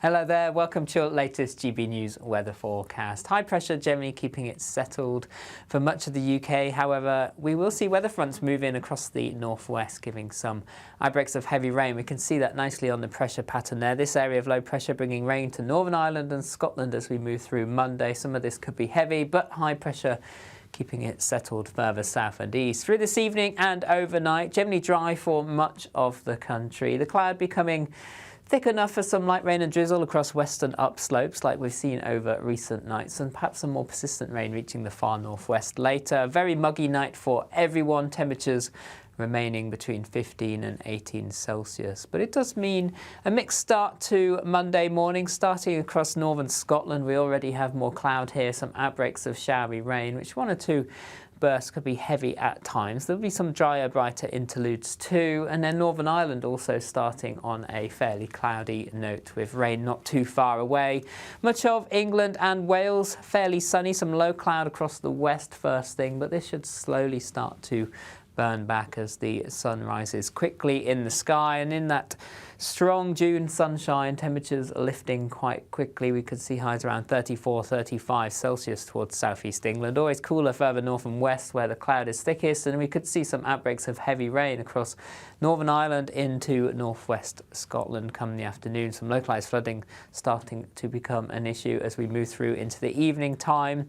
And that frontal system into Tuesday pushes its way southeastwards, introducing fresher air across northwestern areas, but sunny spells. Still hot and humid to the southeast of this weather front. The temperatures again around 34, possibly 35 Celsius. Under the cloud it remains grey and wet. And then those temperatures falling back near to average for everyone as we move to the middle of the week.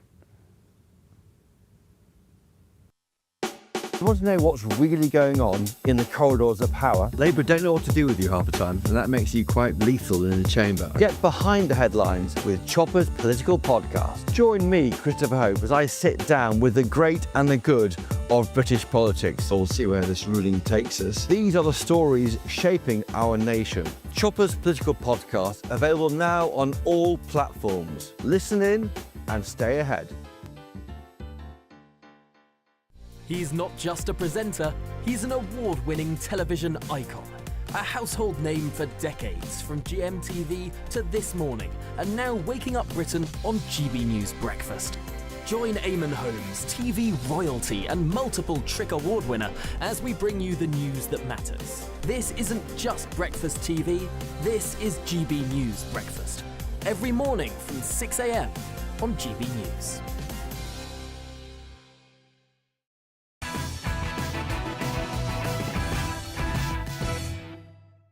Welcome back to Bentley Tonight. More front pages have just dropped. Let's start with tomorrow's Sun. The headline is Prime Minister, no excuse for BBC hate. So Sir Keir Starmer has waded into this Glastonbury furore. He said that the BBC allowed anti-Semitic rants at Glastonbury. Yeah, of course it did. He slams the broadcaster off the back of it. The I newspaper. NHS weight loss jabs from your pharmacy under new obesity plan. So Wes Streeting, the Health Secretary, wants everyone who's clinically obese to get jabs on the NHS if they need them. The Mirror. Hottest day of the year. The heat is on. Yes. Britain is in the grip of a heat wave with temperatures expected to rise higher than Barbados this week. Tomorrow, so this is tomorrow's paper. So when it says tomorrow, it means Tuesday. Tuesday could be the hottest day of the year at 35 degrees Celsius. Up from 34 tomorrow, Monday. How good is climate change, eh? Well, that's one benefit. Am I allowed to say that? I don't care. I think we need some aircon, though. I think we need to divert net zero funds to aircon in every building in the UK. And The Guardian. Rebel Labour whip calls for more welfare concessions. We've briefly discussed this. The Labour whip, who resigned in protest against disability benefit cuts, has said Keir Starmer's concessions do not yet go far enough to win her over, as Number 10 launches a fresh attempt to stem the welfare bill. What should we talk about? Do you want to talk about the heat? Oh, sorry, The Times. One more, sorry. Hit trigger happy. The Times newspaper tomorrow. PM battles to stave off a revolt over welfare cuts. BBC boss told to get a grip or quit in the IDF chant outcry. And Wimbledon starts tomorrow. Yes, cannot wait for Wimbledon. It's going to be tough on those players in 34-degree heat. Right, should we look at the eye, guys? NHS weight loss jabs from your pharmacy under new obesity plan. Do obese Brits need free access to these jabs, Matthew Torbett, or is it just nanny state? I think it needs to come as part of a package. So my youngest brother has been on one of these jabs for about 12 months now because he's diabetic. And I think the idea behind the jabs, they were rooted in people with diabetes and trying to help them with weight loss. It has worked for him with regards to a weight loss, but what he still finds himself doing, he's also autistic, which probably doesn't help. He is still ordering if we were to eat out the same sort of size portions. Yeah. Because his mind still thinks that's what he should be eating, and his stomach is going, no, I feel sick, that's too much food. So I think it's still a mindset shift not just a magic drug to go, I've lost all the weight now, that's fine. It's got to come hand in hand, I would say. Yeah, and I don't like the idea of these just being handed out at a pharmacy, because for me, yes, I do think that there is a place for some people who are clinically obese to have this as a kickstart to their weight loss, but I don't think that it should be a permanent thing. That should just be the beginning, and they should be having face-to-face appointments where they check in and the GP will ask them about, OK, well, what healthy lifestyle changes are you making in your life to put you on the right path so that you can eventually come off this. I'm quite shocked to see this headline when we've just had, I can't remember which paper it was in just a few days ago, some shocking reports of more fatal side effects emerging because of Ozempic. I think that it should be used sparingly and alongside healthy lifestyle changes. Yeah, but there is a cost benefit here, right? There are far more risks that come with obesity than some of those risks that you've heard from the weight loss jabs. Many of them have just occurred because when people have been on those drugs, they've also had a disease at the same time, and they're obligated to say this may be a risk. I know my Saturday 5 colleague, Dr. Renee, is violently against these jabs. I think they're a great thing for the world. I think they'll do a lot of good. I don't think the government should be paying for them, but I think they'll do a lot of good. And I'll tell you something else. I think something we're not talking about is I think these drugs will do a lot to actually save people when it comes to addiction. So drugs, alcohol. I've heard some cases, food, but I've heard some cases of people who've been on these fat jabs and they've suddenly had much less desire to go to the poker machines and gamble. Yeah, I have heard that. We don't actually know quite how it works in your brain, but I think these drugs will be refined and they'll actually be used to treat addiction. That's really interesting. There was a story some years ago which a family member worked on. It was I can't remember the name of the drug. It was a Parkinson's drug which turned people into compulsive gamblers. Oh, really? Yeah, so it triggered something in the brain where they went out and raided their sort of mother's life savings and put it all on red on roulette and so on. So it is amazing. We as you say, we don't know what some of these drugs do. They may deal with one particular circumstance and make you lose weight, but the side effects, you know, we just don't know. Yeah, I feel like it's quite new and experimental. And I see your point that it could prevent a lot of diseases, and hence I do think there is a place for it. But one thing I would also say is that I think that so being clinically obese, it's not just a physical issue. I think it's a mental health issue, and I think anyone who's gone down the path of losing weight and getting fit, they'll recognise that probably most of the benefit to you feel is mentally, oh, I've got my life in order, I'm organised, I'm taking care of my body, I'm cooking fresh food. If you're not doing any of those things and you're still living this sort of crazy, disorganised, frantic lifestyle, putting anything you want in your mouth, you're not going to feel good mentally, even if you look a bit slimmer. Yes, I agree with all that. It might be useful for the government as a quick fix to try and bring down waiting lists or whatever else it might be. The key is always prevention, though, as well. I remember a study nearly a decade ago now. We focus a lot on childhood obesity. We don't always focus on childhood fitness. And you find a lot of kids who look perfectly fine but can't get up a flight of stairs because they don't move as much. And I think there should be potential funds that are saved moved into more physical activity within schools and ensuring... Because the way that PE classes run is absolutely miserable. Everyone absolutely hated it. It wasn't until I left school that I actually started enjoying sport. I hated it when I was at school. I know, I've said it for years. When I was at high school, so when I was 15, 16, PE, which I loved, it consisted, we had one PE lesson every fortnight, and half that lesson, the hour lesson, 30 minutes was getting changed, 20 minutes was walking to the field or so on, and then it was 10 minutes of really disorganised play. That was it. And it was, I love PE and I love sport, and I was just always so disheartened. It's probably even worse today. We would do a term of tennis, but we would spend the whole time just practising bouncing a ball on the racket up and down, hitting the ball against the wall, and then at the end of the term they'd let you play one game, so no one liked it. Yeah, it's really slack. There's a great story in tomorrow's Daily Telegraph which I want to share with you guys at home and the panel. Some towns in the UK have 20% of its population on disability benefits. The welfare system is so generous that in some towns, 1 in 5 people receive disability benefits. That's according to new analysis. And the number of people claiming a free car because of disabilities also quadrupled in just 6 years. Across the country, almost 1 in 10 people receive PIP, personal independence payments. 1 in 10? 1 in 10. The analysis was compiled by the Taxpayers Alliance and was released days after Labour backbenchers forced Rachel Reeves to back down on cuts in the benefits bill. So, yeah, some towns have 20% of people on disability benefits. Does that surprise you, Matthew? Is that quite a high figure?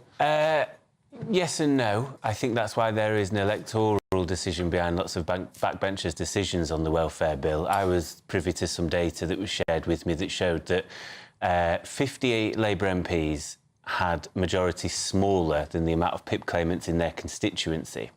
Now, if you were to extrapolate that data and presume if this bill goes through that could influence 2 people in their lives, whether that be family members, friends, whatever. That's 280 MPs that therefore would lose their seats at the next election in this decision alone. So it doesn't necessarily surprise me. I think there is an overdiagnosis element, which I think Wes Streeting has spoken about. I think we mollycoddle our young people a lot and don't encourage resilience. And I think that therefore makes people more prone to anxiety, depression, whatever else. There is an element of depression that is serious. I am the one in 4 that struggled for many, many years. And I've never spoken about this, but I made an attempt twice on my life, and it can have I wouldn't say debilitating impact, but the idea I was going to get up and go to work just wasn't there. And I don't think that's necessarily because I wasn't resilient enough, because I've come through a lot, I think, in my early years to get where I am today. So there is that, but I think what's happened post-COVID, we did a lot of diagnoses over the phone, and we don't necessarily have in-person visits anymore. And I think I remember being out of work briefly during the pandemic, and there was no questions asked because there was that much of a backlog. You were given your job seekers, you were given your housing benefit, and there was no real checks. I think we've not gone back to how it was pre-COVID, and therefore we end up with issues like this, essentially. Do you mind if I ask you about just very briefly your situation, if you don't mind? So how did you, on those occasions where you felt so low that you wanted to do that, how did you kind of get out of it, get out of that hole? I had a friend who he always said, don't tell anyone this, I like people thinking I'm mean and horrible and scared of me and whatever, but he eventually said, you have to go to the doctor. And I said, I know, and this is not, I mean, I say I shouldn't slate the doctors, but I rang them up eventually and had a good support network, essentially, that went, you know, they were very worried about me. I rang the doctors and I said, I need a GP appointment because, and quite urgently, because I'm worried I'll probably off myself in the morning. I'm really at that point, and I've already tried. And they said, oh, well, the closest we've got, the earliest we've got is 3 weeks. So I said, really, mate, I'm being deadly serious about this. Like, that's, you know. So he said, let me just go and speak to somebody. And bless him, I don't think he knew what to do. He just went, yeah, no, it's 3 weeks, mate. So a friend paid for me to go and see a GP privately and got me on antidepressants as a short-term fix. I'm not actually on them anymore. I came off them about 6 months ago in a sort of gradual way. But it was counselling as well. And again, it was having that access. This is what worries me about the state of the NHS through various elements of defunding and bureaucracy. It's the level of a third world health service at the moment. I don't say that very lightly. It really is. And my worry was if I didn't have a friend that was able to pay for me to go to private counselling and to see a GP, what would I have done, and what do many people potentially go and do? And that's the real problem, I think. That's the thing, is the NHS's mental health services consist of just giving people drugs as a quick fix. It is very, very hard, even if you've got a very severe condition, to actually get proper therapy and counselling on the NHS. About 3.5 years, I think, the backlog, to wait from your initial conversation of why you think you need the counselling to actually getting that first appointment. About 3.5 years now. I mean, it's just totally redundant, isn't it? I mean, it's just well, because how many people give up within that 3.5 years? Well, my friend childhood friend is over from Australia. I met up with him on Friday night. The first thing he did when he got back to the UK was attend the funeral of a friend he has, our age, 35, 36, who unfortunately took his own life. He couldn't deal with that. Of course, suicide is the biggest killer of men under, 40, 50 in this country? Yeah, 40. Right, well, thank you for sharing that, Matthew. Really appreciate it. I'm glad you're back on track. If you're at home struggling with any thoughts of that nature, there is help. I mean, do what Matthew did, try and speak to a friend, but of course there's Samaritans and so on as well. Samaritans can be contacted on 116 123. That's 116 123, or just email Joe, J-O, @samaritans.org. I think the most important thing is to speak with somebody. Right, coming up, more papers, including... let's get stuck into maybe the Prime Minister getting involved in this BBC situation. Chris Philp, of course, the Shadow Home Secretary, has been calling for the Beeb to be legally punished. He wants BBC chiefs facing prosecution. I argue it's too far, but the Prime Minister has spoken out in The Sun. Back in just a tick. I forecast a perfect holiday in the sun. Weather looking good then? For sure, and no worries about our travel insurance. All Clear Travel Insurance sponsors GB News Travel Destinations forecast. It's going to continue to be very hot across southern parts of the Mediterranean over the next couple of days, but not everywhere is going to see that hot weather. Parts of Madeira, the Canary Islands, seeing a little bit of clouds and blustery winds over the next couple of days. But it's southern parts of Spain, southern parts of France, parts of Italy, Greece that will continue to see those temperatures rising into the mid, perhaps high 30s, maybe even locally the low 40s too. There will still be plenty of sunshine on offer for many though, and those temperatures will be on the rise as we go over the next couple of days. All Clear Travel Insurance sponsors GB News Travel Destinations forecast.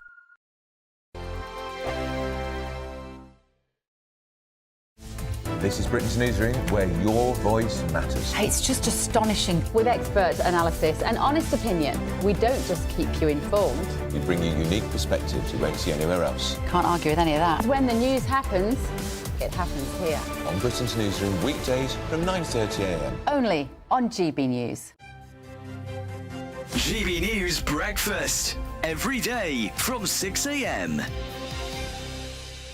Tell me now, are you concerned about these driverless cars, Tim, that are going to be put into operation in London by as early as next year? Well, Uber is preparing to test fully self-driving taxis on London's roads for the first time. By 2026, I have an observation there that if you look at Elon Musk over the last 5 or 6 years, kept promising that there were going to be driverless cars. The norm in America, and it hasn't happened yet. So I'd be very surprised if by 2026 that's actually on the streets of London. I'm more intrigued, though, if they are driverless robotic cars, if they're still going to give you a review. You know, you get your 5 stars at the end if you were a good passenger. Who's going to review how good you are once you're in these cars? Would you trust it? Would you take one? I think I would, yeah, absolutely, yeah. Really? Would you, Claire? I know, I'm a bit reticent. I'm a bit nervous about it. Yeah, accepting a driverless I think car. what they do eventually is they'll take any joy out of driving that there is. You get you won't get in, you feel the smell, get the gear stick. You know, I mean, a car is a great joyous thing I don't take any joy from to drive. Yeah. I take no joy. It's awful. What? Such a chore. Is that because driving. Are you a good driver? No, I'm a terrible driver. Well, that's why. So maybe this could be a good thing for me. I think it's I mean, the see the other drivers side of that take the joy out of it sometimes. Oh, I just think, you imagine a glitch in the Matrix with a driverless car. Oh, what on I know. earth You'd have to could hop in happen? the front I seat. live in Chiswick, Yeah. and the Chiswick High Road, like lots of high roads in many towns and villages. Well, it's the bus across... lanes that's a problem with But they've Chiswick High closed Road. all those down now, and if an ambulance goes down, there is carnage trying to get through to whoever they're needing to treat. Or in King So it's Street, if a bus dangerous. tries to overtake a bus or anything else, you can't do it. GB News, the People's Channel. No matter the state it's in, this is our nation. Join me, Jacob Rees-Mogg, for a genuine, honest discussion on where we have been, where we are going, and where we are with the people who set the direction.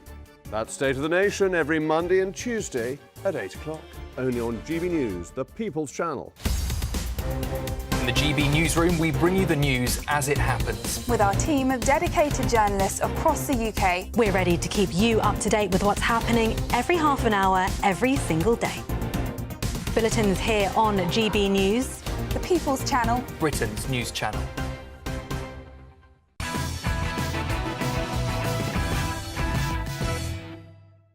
Welcome back to Benleo tonight. More front pages have just dropped. Let's look at the Metro. The headline reads, Health Secretary weighs into Glasgow row.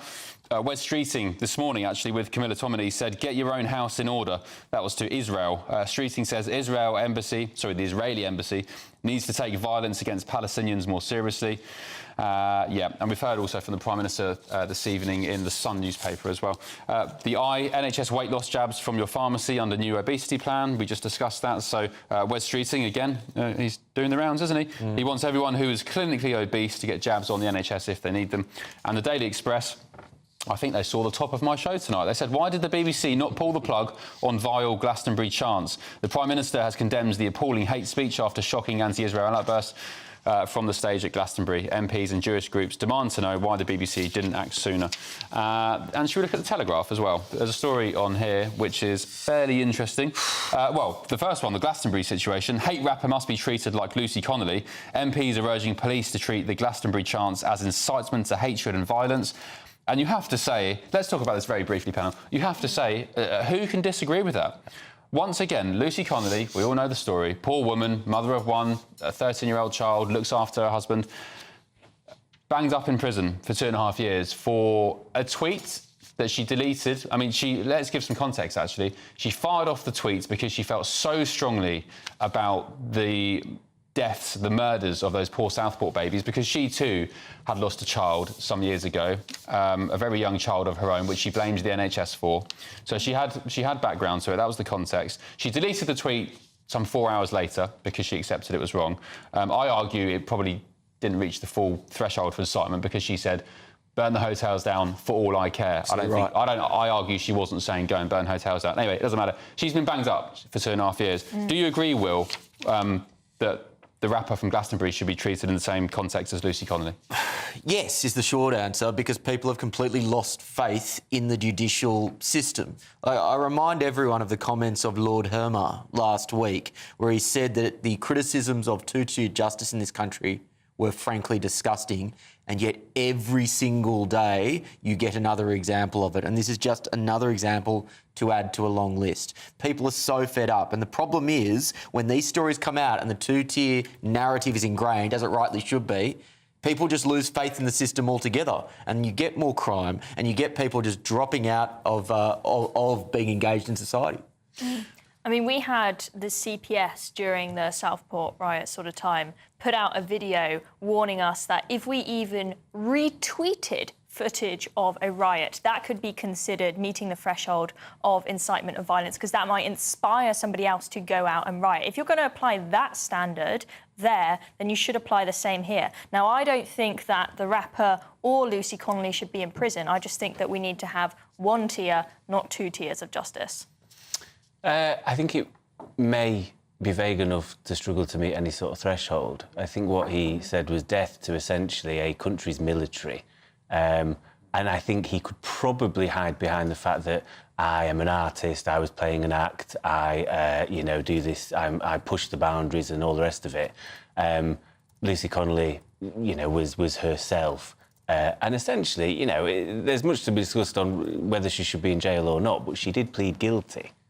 So, you plead guilty to the crime, you're going to get put away, unfortunately. But that was on the advice from her solicitors that she would get a lesser sentence if she did so. And Which you do. She's then tried to appeal that on the basis that she was given, she was led by the wrong advice and she shouldn't have pled guilty. That sounds like me for not taking responsibility. She is properly diagnosed with PTSD and was having a flare-up when she saw that innocent little girls had been killed when she herself, as Ben has said, lost a child at only 19 months old as a consequence of, she believes, NHS failing. So you can understand why she was in that kind of heightened state and wasn't being herself. She went for a walk with the dogs, calmed down, and then realised that was a stupid thing to say. So I wouldn't say she was being herself there. If I blamed my solicitor all them years ago, I'd be absolutely stupid. My solicitor told me the same thing when I was in trouble, and I did exactly the same thing. I don't go, well, that was the solicitor's fault. I had to sit there and go, did I do something wrong? And Matthew, she didn't. She wasn't a lawyer. She wasn't qualified. Neither was I. Yeah, well, but that's what your I'm situation. Exactly, and that's hers, and she's not a solicitor if someone either. says that they have pleaded guilty, it doesn't actually mean that in their head they think they're guilty. Yeah. Right? Whether you blame the solicitor or blame yourself for taking that advice doesn't necessarily mean you think you're guilty, because a lot of people will plead guilty as you say on that advice when she personally doesn't think that she's guilty. Same for a lot of people. Can I ask whether you think she should still be in prison, Matthew? No, so I think she poses very little threat to society, I think quite clearly, and she's been eligible for ROTL, which is released on temporary licence since November. I think any prisoner that isn't a danger to society, it's much more beneficial to stop any potential reoffending, and also the children growing up seeing their mother, she should be allowed out at weekends, see the kid go back, and then released upon 40% or whatever it is. Can I just make the broader point on this, that any society that polices speech in the way the UK does will end up with these arbitrary outcomes, because it is arbitrary what is harmful in terms of speech. It is arbitrary what is, dangerous speech, which is why we're in this situation as a country now where you have judges and you have police officers trying to tell people what is and isn't morally acceptable. This is an outcome of the system. It's a feature, not a bug. Yeah. You can have some really clear lines, because, I mean, you had Charlie Kirk come and talk to you, and he said in the US it has to be considered incitement, it has to have very clearly a time and a place. That's a very clear line to draw. Whereas when we have these vague lines where we've got the CPS saying, well, maybe if you inspire somebody to get involved in a riot, then you might be done for incitement. That's just, you're going to end up with these crazy arbitrary cases. It's stirring up racial or religious hatred is what she was done for. It's not even incitement. Yeah. OK. Yeah, I could easily talk about Lucy Connolly for hours and hours and hours. I think her treatment's been despicable. I think she's a political prisoner. I think she's an example of two-tier justice. I think it's completely cruel and inhumane what they've done to her. And yeah, if you want to play by those rules, if you want to play that game where you're going after people for words and so on, then yeah, by all means, those guys at Glastonbury last night should definitely feel the full force of the law. Right. Yeah, thank you very much for your company, Will. You are making a swift exit, unfortunately, but we've got former headliner Paul Cox coming in for Ben Leo tonight, late edition. Chloe, you're staying. Matthew Torbitt, you're staying as well. And viewers at home, I hope you're staying for late edition because there's a great story on the front page of the Daily Telegraph tomorrow involving GB News, Ofcom and biological men and trans people. So mix those together and you've got a cracking meal. Back in just a tick.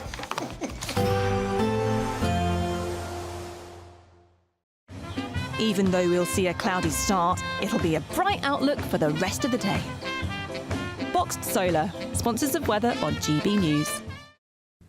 Hello there, welcome to your latest GB News weather forecast. High pressure generally keeping it settled for much of the UK. However, we will see weather fronts move in across the northwest, giving some outbreaks of heavy rain. We can see that nicely on the pressure pattern there. This area of low pressure bringing rain to Northern Ireland and Scotland as we move through Monday. Some of this could be heavy, but high pressure keeping it settled further south and east. Through this evening and overnight, generally dry for much of the country. The cloud becoming thick enough for some light rain and drizzle across western upslopes like we've seen over recent nights, and perhaps some more persistent rain reaching the far northwest later. A very muggy night for everyone, temperatures remaining between 15 and 18 Celsius. But it does mean a mixed start to Monday morning, starting across northern Scotland. We already have more cloud here, some outbreaks of showery rain, which one or two bursts could be heavy at times. There'll be some drier, brighter interludes too, and then Northern Ireland also starting on a fairly cloudy note with rain not too far away.